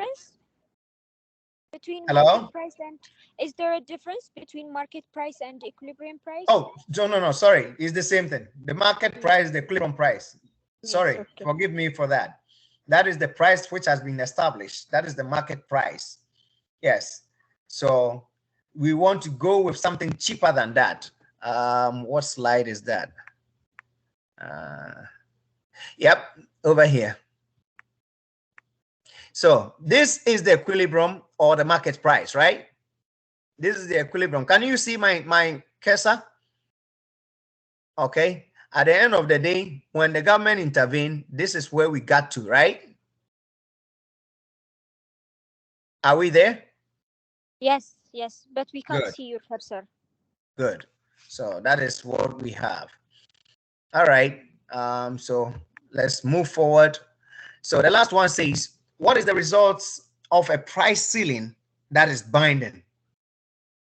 What is the results?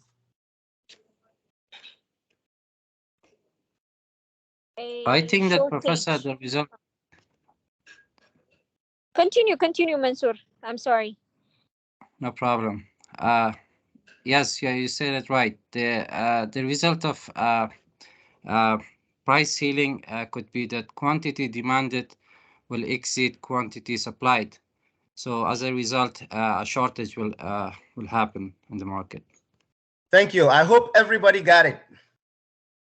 All right. We said this earlier on. There will be a shortage, and that is a disadvantage, right? So let's keep moving forward. The next one says what? For a price ceiling to be binding, it must be what?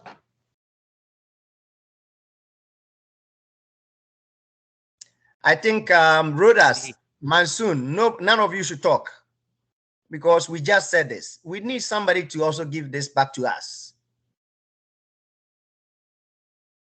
For a price ceiling, Nora, don't talk. Ko, don't talk.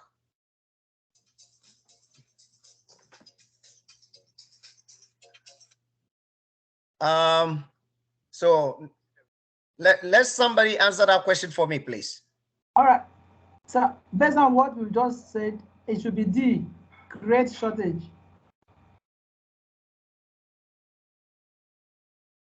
It's a bit lower than the equilibrium price.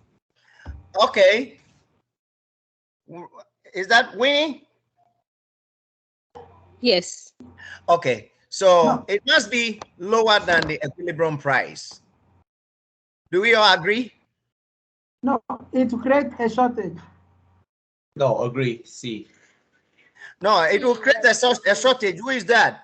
Can you explain the reason for us? You have a different thought. That's fine. Yes, because of what you've just explained earlier on, the interplay of the demand and supply. Very good. Thank you. You see, this is one aspect of the binding. Okay. Oh, sorry. This is one aspect of the disadvantage, but we are talking about the binding. Okay. So for the price ceiling to be binding, it must be lower than the equilibrium price. But a shortage is a negative aspect of having a binding price or a ceiling price. Am I making sense to somebody? Yes. All right, thank you. So let's continue. So now they took us from the ceiling, they put us on the floor. So I don't know what they are talking about. So they are saying now we got to go to the floor. And it's so simple. The opposite of the ceiling is the floor. If you have ever lived on your ceiling before, you see your floor. And if you ever live on your floor, you see your ceiling. So the ceiling is the highest you can go. So it's so simple for us to also establish the floor being the lowest you can go. Is that it? Yes. Good. So that is all we are talking about. We don't need to waste time on this unless somebody have a challenge over here. The lowest we can go. That is the price, the lowest price that we can offer products for sale. So a minimum legal price at which a good or service can be what? Can be sold. All right. The government will usually create a price floor when they would like to do what? Make providing the good under consideration more lucrative. Okay. For example, you live in America. Whenever you file your taxes, they tell you if you buy American made cars, you get some sort of credit. Okay. So when you buy this, they give you the credit. What are they trying to do? They are trying to entice the customer. They are trying to make the product lucrative, or they're trying to make the product look good for the customer to go into it. Okay, by reducing the price. Okay, so they're just making that product under consideration look more lucrative to those providing it, because they feel the market clearing price is unfair or unjust in some manner. Okay. I'm not sure if somebody gets what I'm saying, or somebody have something to say. You can talk. Clement, So is that you? Rodas, go ahead. So we can say that the ceiling supports the consumers, and the floor supports the producers. I would say yes, but don't forget, at the end of the day, they will all enjoy. But you can say that because at the end of the day, they want to make, yes, at the end of the day, I think my example over here probably might not even be that perfect in terms of the credit, the American cars credit. Probably the government wants more students into farming. How do they make farming so lucrative? How do they make that production of that particular product so lucrative? Okay, they will reduce. Okay, they will bring the price down. Okay, for people to be able to get in there to increase or reduce the price, or create some sort of adjustment in the system. For example, I feel like I just want to use maybe the auto industry. Toyota is being imported, for example. If we don't assemble Toyota in United States, yes, the government can do that to reduce the prices of other vehicles being produced here, just to make it lucrative to those people in there. So we can use that. Yes, consumers get to use, get to enjoy at the price ceiling, and then suppliers get to enjoy at the price floor. I'm not sure somebody have something else.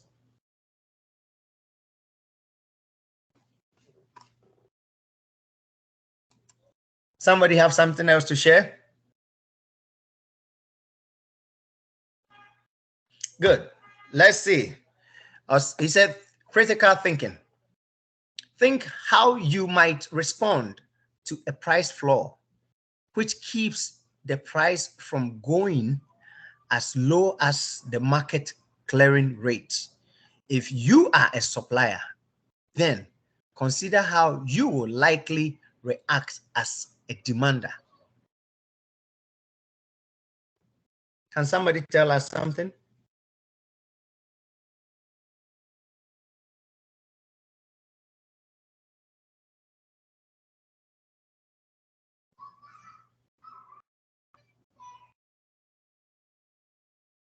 What will happen on what will happen when there is a price floor? Professor, I think that when a price floor is set above the equilibrium price, the quantity supplied will exceed quantity demand. Price floor. Price floor. Price floor. Floor? Yes. That's what I'm saying, Professor. The quantity supplied will exceed quantity demanded, and a surplus will result in the market. Can you come again? Professor, I said that the quantity supplied will exceed quantity demanded, and that will result to a surplus in the market. Okay. Do we agree with that? Yes. Yes. Because That is the producers will tend to make more of the product, but the demanders or buyers will tend to buy less of the product. So that will create a surplus in the market. okay. It's clear, very, very clear. Unless somebody have something else to tell us.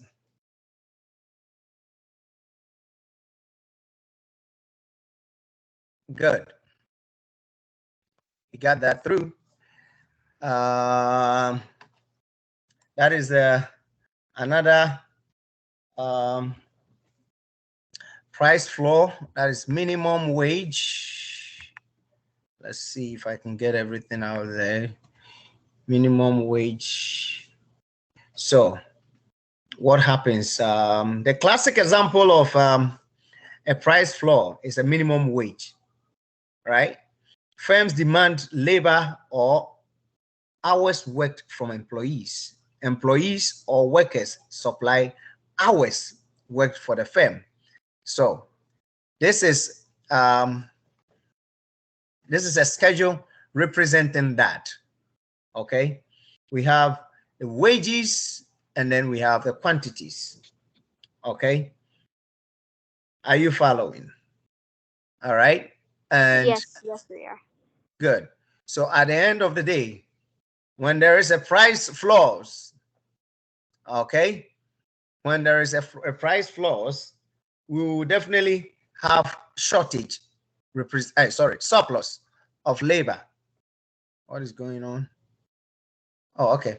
We have surplus over here, okay, and that is what who is testing, who is having a chat with us right now. Let me see. Okay, I hear you. So that is what we have. Okay, the surplus is going to be represented here. You know, no matter what it is, at the higher mandated price, that is this one here, which is WF. Okay, WF. What happens to the quantity supply? It goes up. Okay, it goes up because producers would like to do what? Sell more of this item at a higher price. Okay, at a higher price. Okay, I'm not sure if you can see my schedule right there. Sorry, my cursor right there. At the higher mandated price, okay, it goes down. Consumers will not want to purchase as much higher at much higher price. Okay, that's what we got to also know. And this is a classic example for price floors. This was telling me that we have some few minutes to get up, but we got to finish this material today. So no matter what it is, we're going to stay here. All right. Can we discuss how price floors work? We just did for price ceiling. So can we discuss that? How do price floors get established? What condition must be exist for a price floor to be binding? Do we have to do this?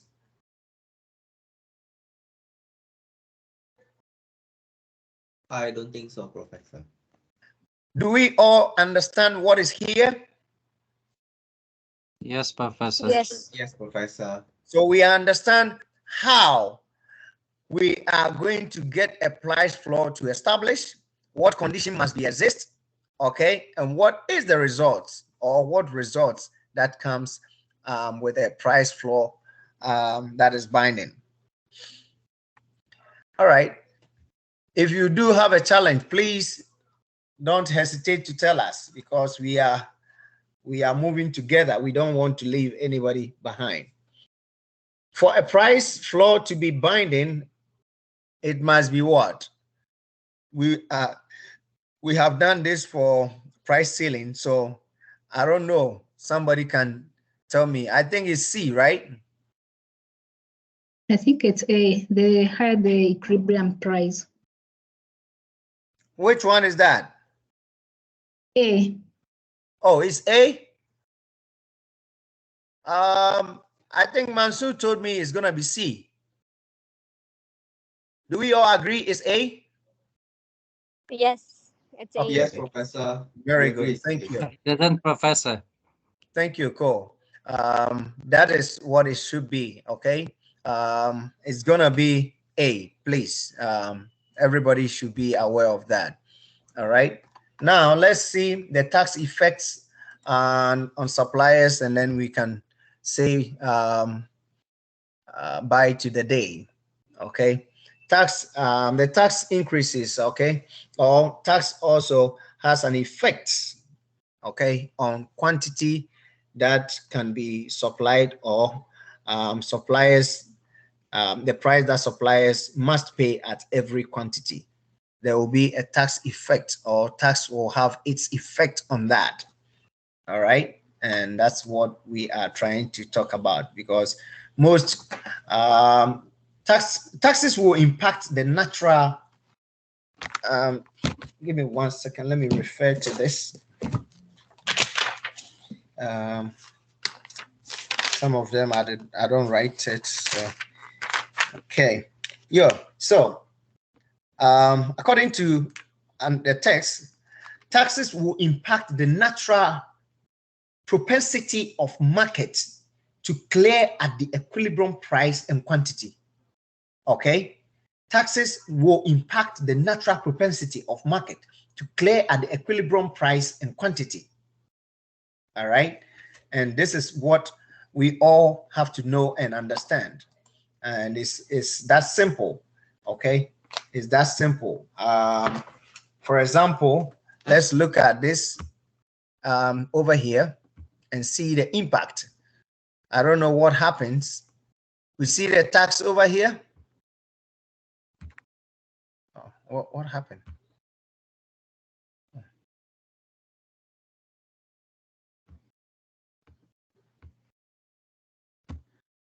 I don't like this. Okay, good. So we'll see the tax, okay, over here. So the tax increases the price that suppliers must pay at every quantity. Okay, the tax increases to that. Okay, when there is a tax on suppliers, okay, it means there is going to be normally they will pass it on to who? Who would they pass it on to? Buyers. Say that again. Consumers. Buyers. Okay, very good. So at the end of the day, it's me and you. So as they push it on them, it's gonna be me and you going to feel the impact. Okay, this is exactly what we are seeing over here on this schedule. All right, and let's see what we can also do over here. So there are a couple of things you have to note over here. Okay, the new equilibrium price. Okay, the new equilibrium price. This is the regular, right? This is the regular. Can you see my schedule? Hey, sorry, my Yes. cursor. So this is the No, new. not your cursor, sir. We can't see your cursor. Oh, can you see this?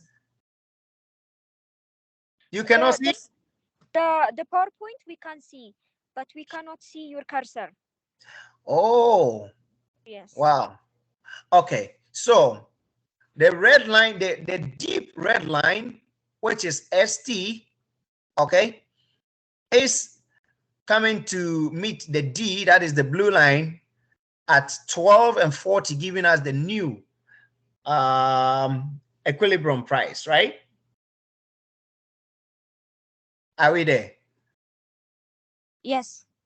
Okay, so the new equilibrium price and quantity the new equilibrium price and quantity is formed, okay, where our new supply curve, okay, that is S, okay, right here, crosses the demand curve over here. So this is our new, I don't know why you don't see my cursor, but where we have our new equilibrium is going to be the price of $12 and at a 40 quantity where they meet. I hope we all can see that.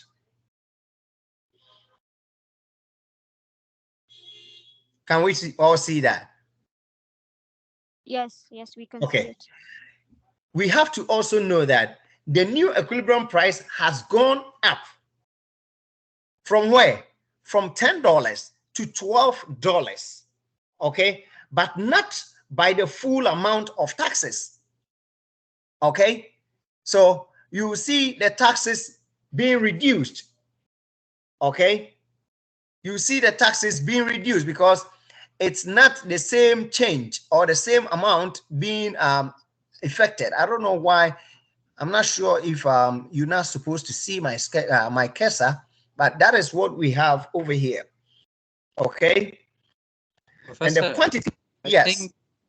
I think if you share your entire screen, we might be able to see your cursor, but it's, I don't know, I'm not sure. Yeah. That's what I'm doing now. Were you seeing my cursor all along this class?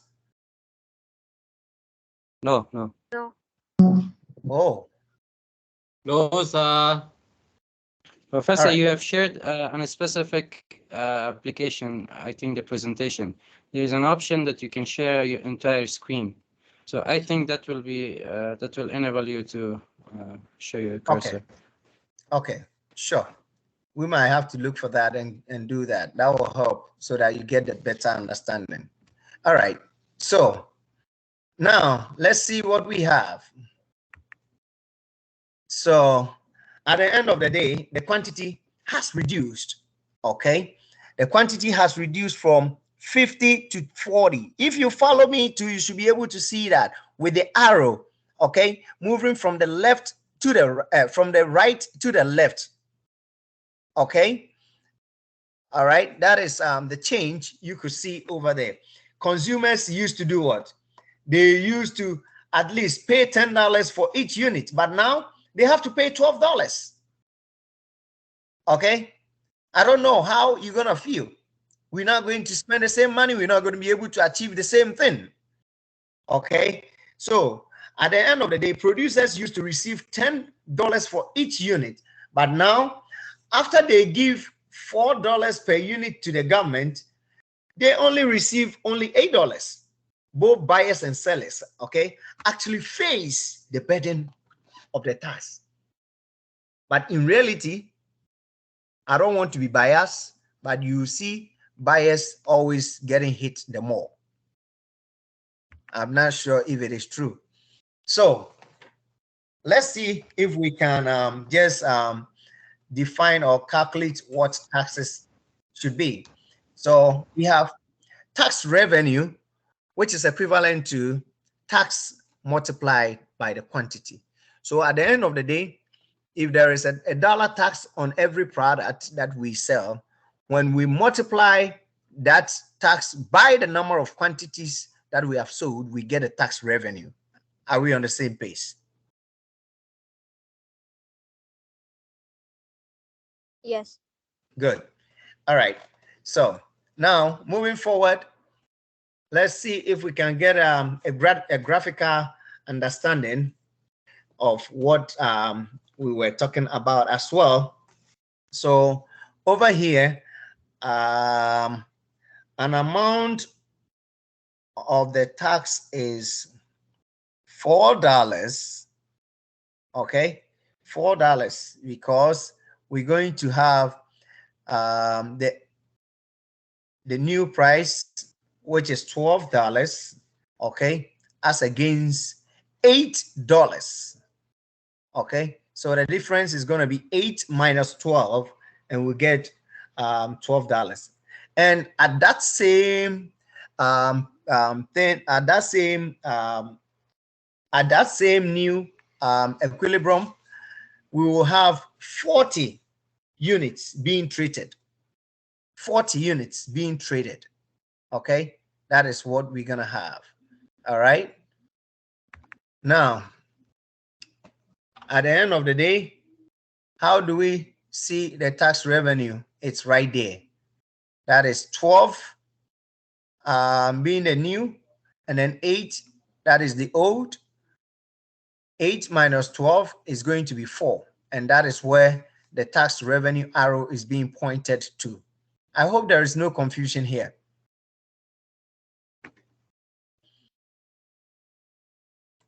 Okay, we have just one more quiz. I think this is going to be last but one for us to get out from here. Taxes on products. Taxes on products. How do this come about? How do this affect what we do? How is it going to increase anything or decrease anything? Taxes on product. What do they do? Can somebody tell me? Does taxes on product only affect buyers?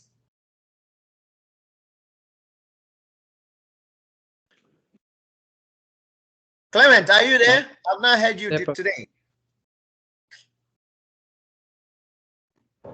Yes, sir, I'm here, sir. Yes, can you tell us something on taxes on products? What does it affect? Does it only affect buyers?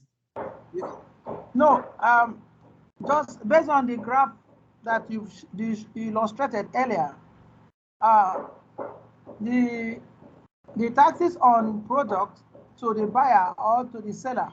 Now, for the sellers, the tax on the product will automatically increase the cost of the product, and thereby the quantity demanded for that product to be reduced as the price increase.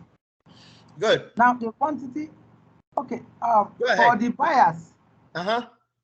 Now for the buyers, because the tax on that goods has increased the cost of that commodity, it depends on the disposable income of the buyer, because it will take part of the disposable income of the buyer, and the buyer will buy lesser of that product because of the tax effect.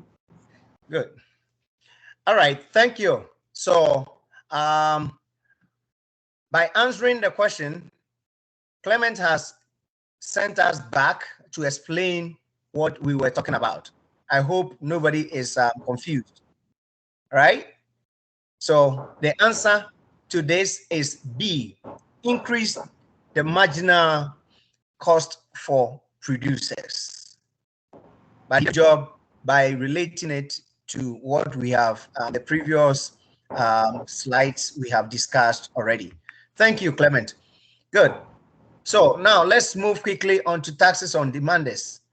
Taxes on demanders. What does it do? Taxes on demanders. Okay. We all understand from the name. Okay. Now we will turn to a tax on demanders to see what change or what changes will affect demanders when compared to our tax on suppliers. Okay. So our curve is here, and we could see the impact also. Okay, you see the arrow. All right, the tax decreases the price demanders are willing to pay at every quantity. The tax, it will decrease the price demanders are willing to pay. Okay, no matter what it is.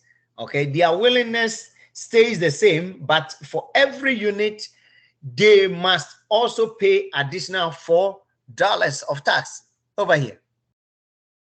What would you do if you were a demander or you were a consumer? What would you do? It will definitely decrease your willing to pay at every quantity that you buy. Okay, So this is telling us something. Okay, this is telling us something, that at the end of the day, there should be a change. Okay, this is our original curve or equilibrium point, and it's going to be moving, or it's going to move to this point, which is it's going to move to $8 by 40, from 50 at 10 to $8 at 40. I hope somebody is following.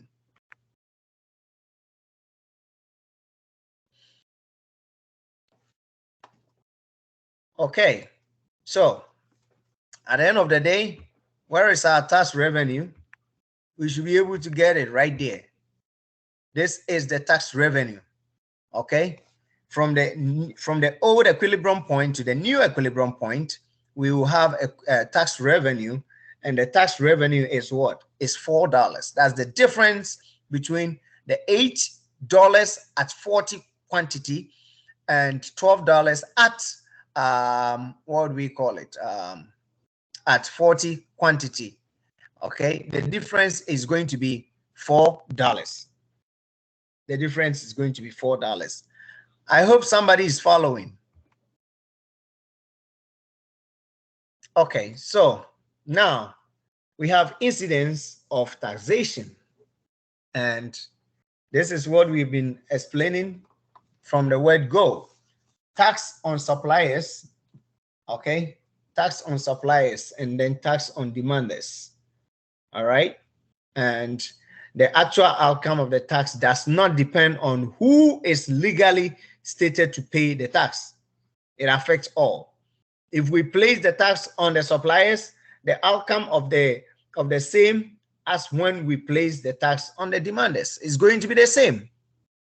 Okay, it doesn't matter politically.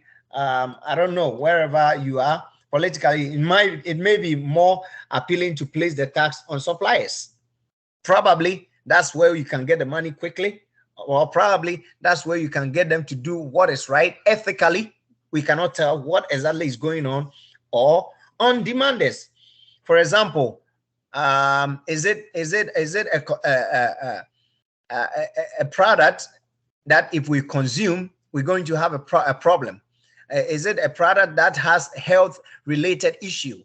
As a result, they're going to put the taxes on demanders. Is that what they're going to do? Okay, these are some of the things they based on. Okay, but the market forces determines who bears the burden of the tax. Okay, the market forces will determine, because it's up to me.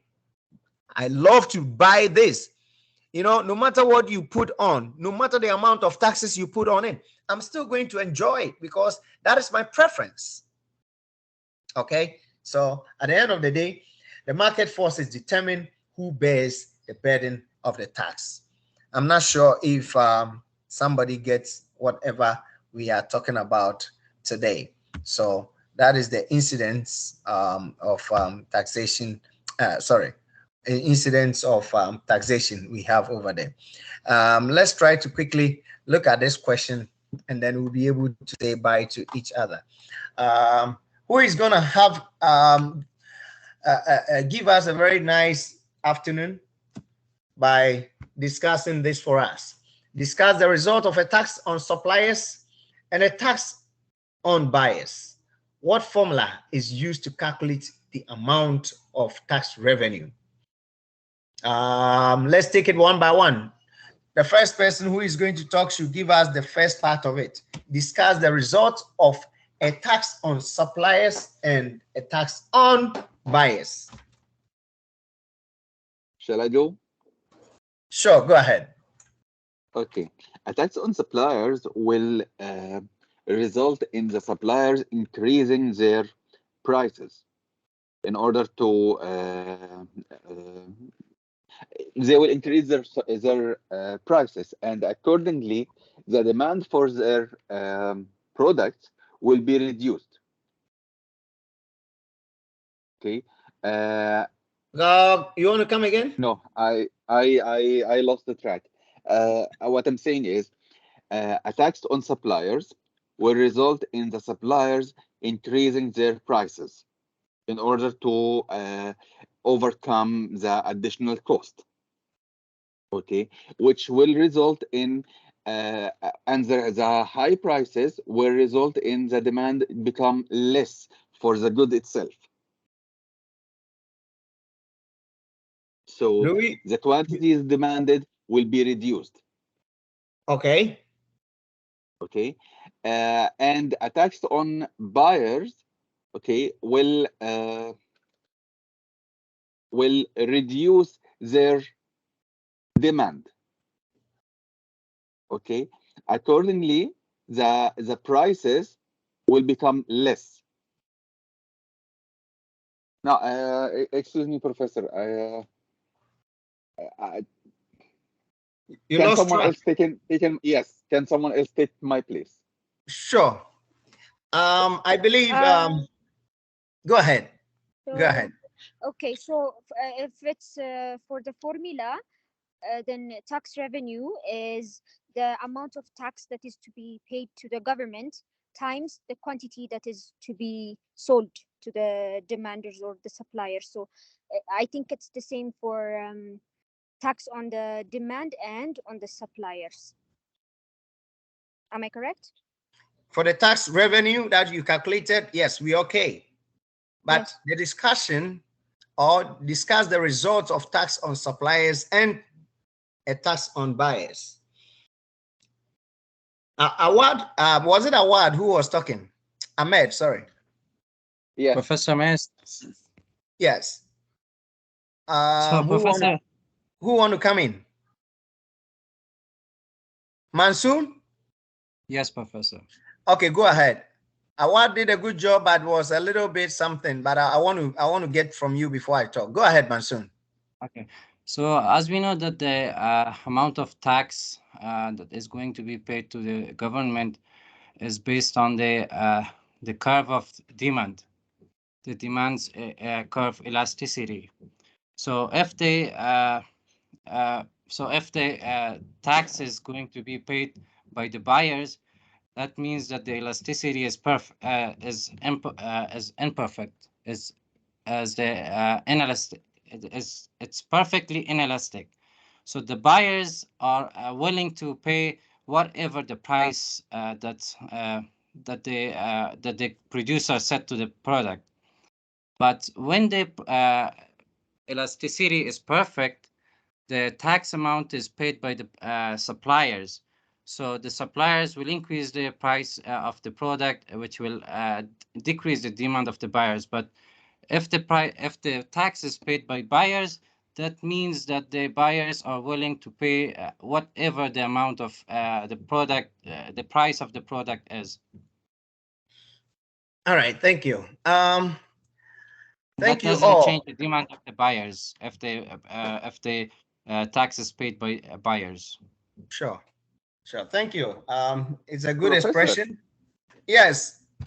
Can we say that the tax anyway will affect will reduce the quantity sold in any way, either it's on suppliers or demanders? Okay, it will reduce the quantity sold.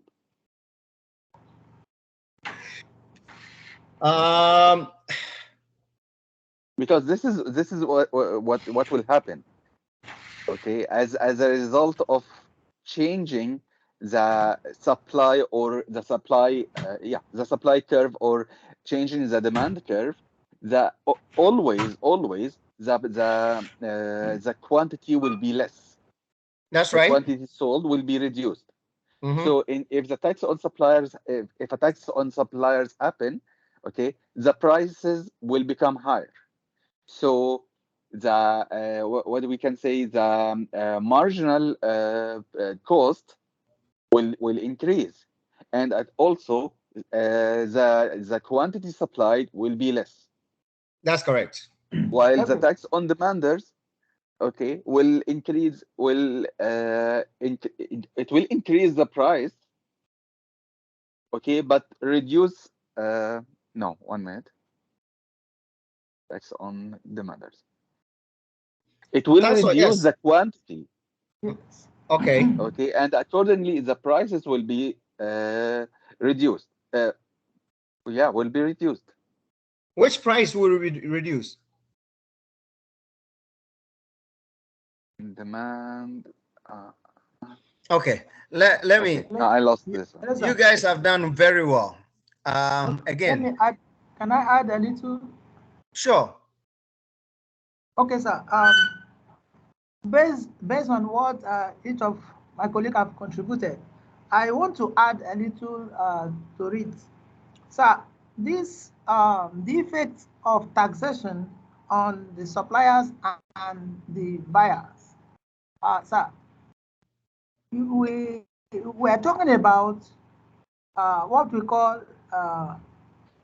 indirect tax in this case now, as in the tax being transferred by the producer to the consumer. Before you land, yes, it is two things here. We're talking about tax on buyers and tax on suppliers. So the indirect is going to come from the suppliers onto the buyers, but we still have the buyers there. Don't forget. Yes. Okay. All right. Thank you, sir. But for the producers, it has to do with the cost of production automatically will increase, and because of the increase in the marginal increase at the cost of production of a particular good, the producer at that point, the effect on the producer at that point is that he will produce a little, the quantity produced or supplied to the market will be reduced due to the effect. But the effect is being cushioned by the buyer, is being transferred automatically to the buyers. Indirectly. Okay. Okay. Thank you. That was a good contribution. I'm not sure we all heard what they were saying. Just to recapitalize on that, taxes on products, okay? Taxes on product, just bear in mind, increase the price that buyers pay, period. Okay? It will increase the price that buyers pay, period. No, nothing to worry about. No matter what price taxes it is, it's going to increase the taxes, the price you and I will pay. Okay? Again, taxes on suppliers increase the marginal cost, as Ahmed, Mansoon, Clement, everybody has been saying, and Awad, all of your colleagues have been saying that. It will increase the marginal cost for producers and thereby reduce the price that sellers receive. I hope we are clear. Then the cost, okay, or the cost of the demand curve will do what? It will shift. Okay, it will be able to shift to the left, and the new equilibrium quantity will be lower than before the tax. This is what I'm looking for. Okay, I hope we do understand that, or somebody is still having a challenge. And don't forget though, as a matter of fact, no matter what it is, both buyers and sellers are impacted by the tax. No matter what it is, both buyers and sellers are impacted by the any tax which will be introduced. Professor, I have a comment if you tell me about how correct I am.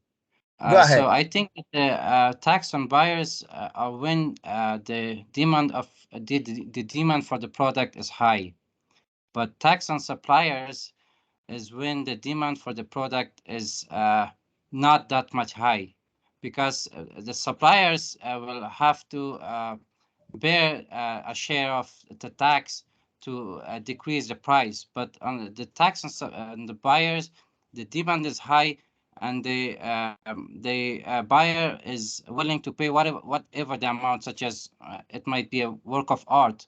So it doesn't matter to the buyer. But it will increase the price, but it will not decrease the demand for the product. Yes, sir. I think I also have another opinion. Am I right?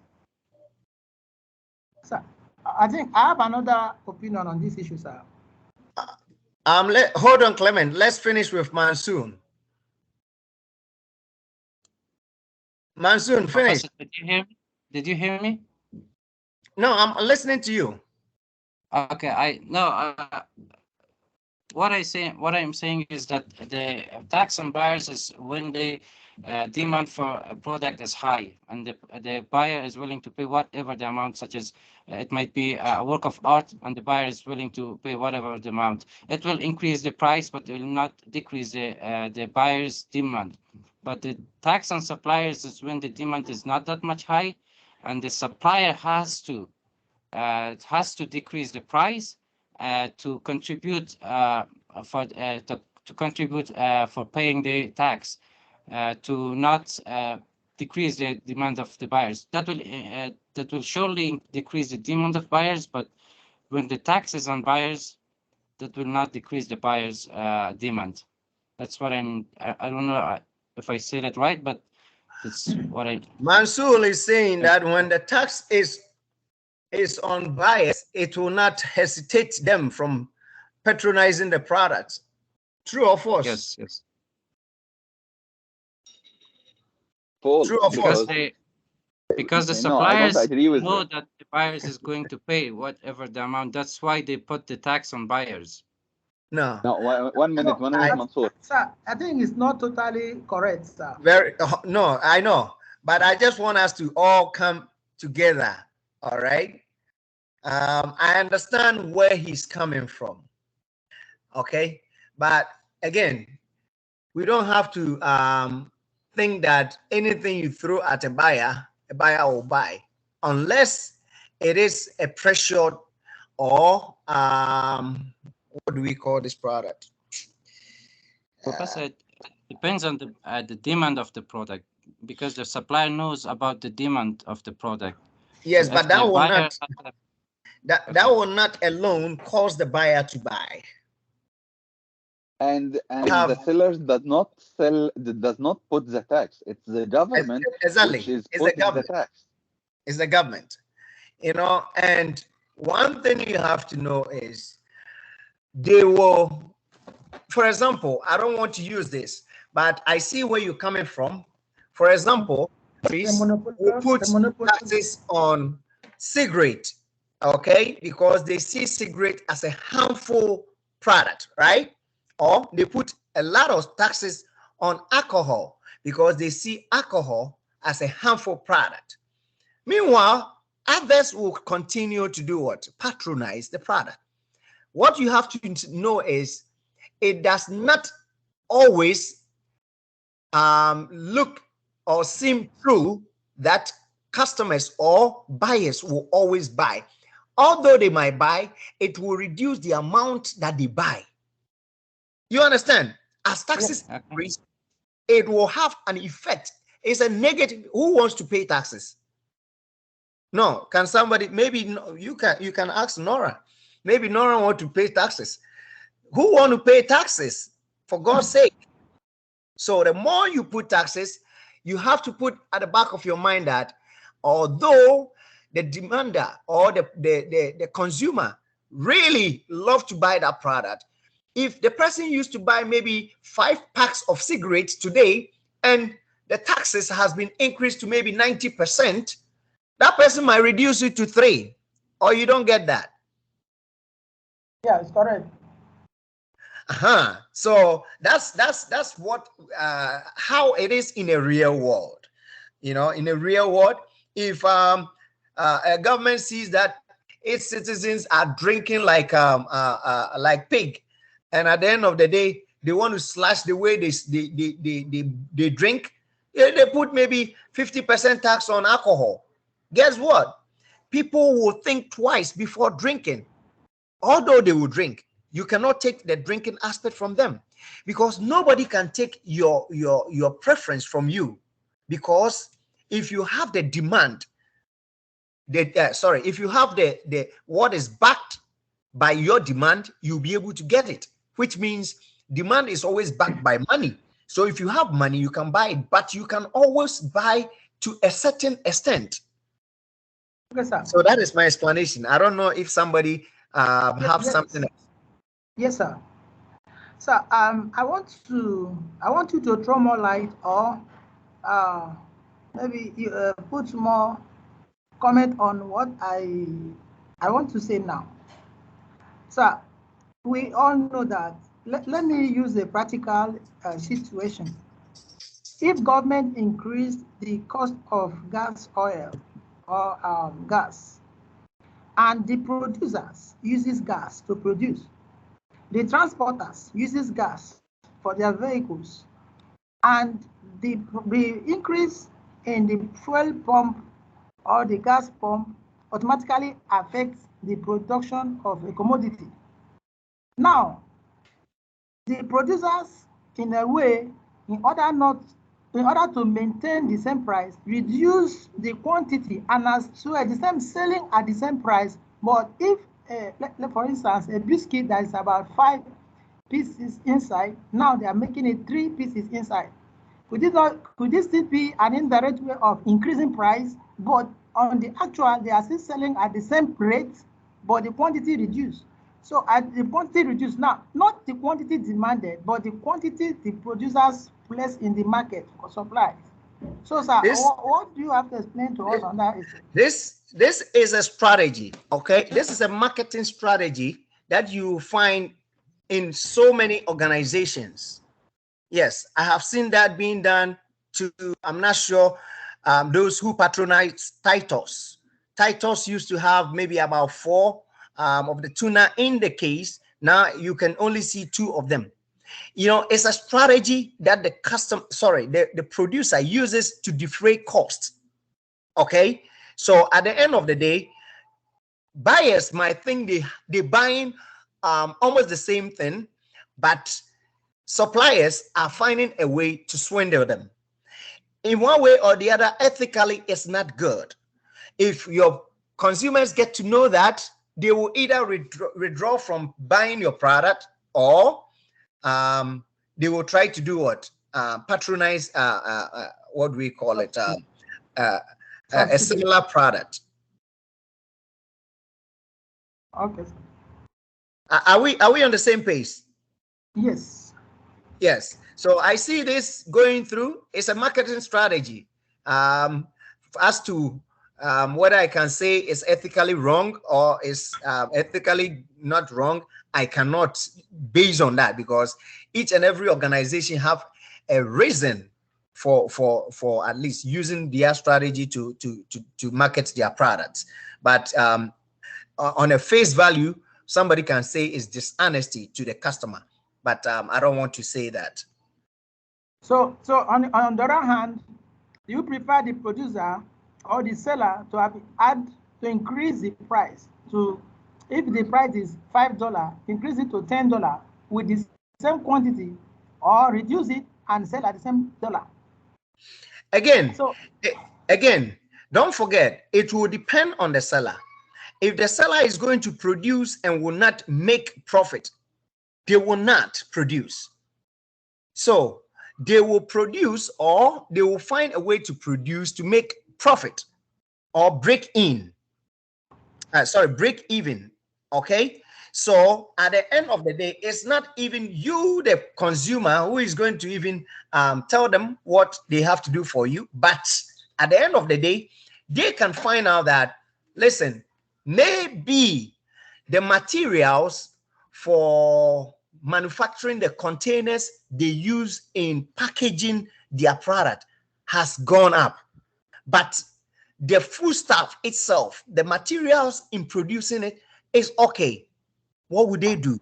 They will find a way to put more in one container. Does it marketing strategically, does it make sense to you? You know, you want to make sure you do not burden your customers by letting them buy more products and paying for only the container, but getting the product itself. So if your product has or is going to increase with the byproduct or whatever you produce with it, in addition to the real item, you either find a way to at least mitigate that cost by increasing what you have. For example, some products which comes in maybe a pack of 12 might be packed separately in that packs of 12. So every pack in that 12 pack will be maybe 3 in it, as we were saying. But if they get to find out that the materials they use to package it is becoming expensive, guess what? They can put all of them together in one bag and have it in a container by reducing the cost. Is somebody with me? Yes, correct. I'm not sure if somebody have any question to that. This is a practical option, but it's a marketing strategy that most companies are using now. It's a marketing strategy. Any question? All right. So if there is no more questions today, we have stayed over 1.5 over 45 minutes, but I believe you have achieved something better out of this class. Please don't hesitate to engage me if you do have any problem, and I'll be here to help you. I wish you all the best. Enjoy your weekend, and I will see you in the next one. Professor. Yes. Please, I have a request out of the course material.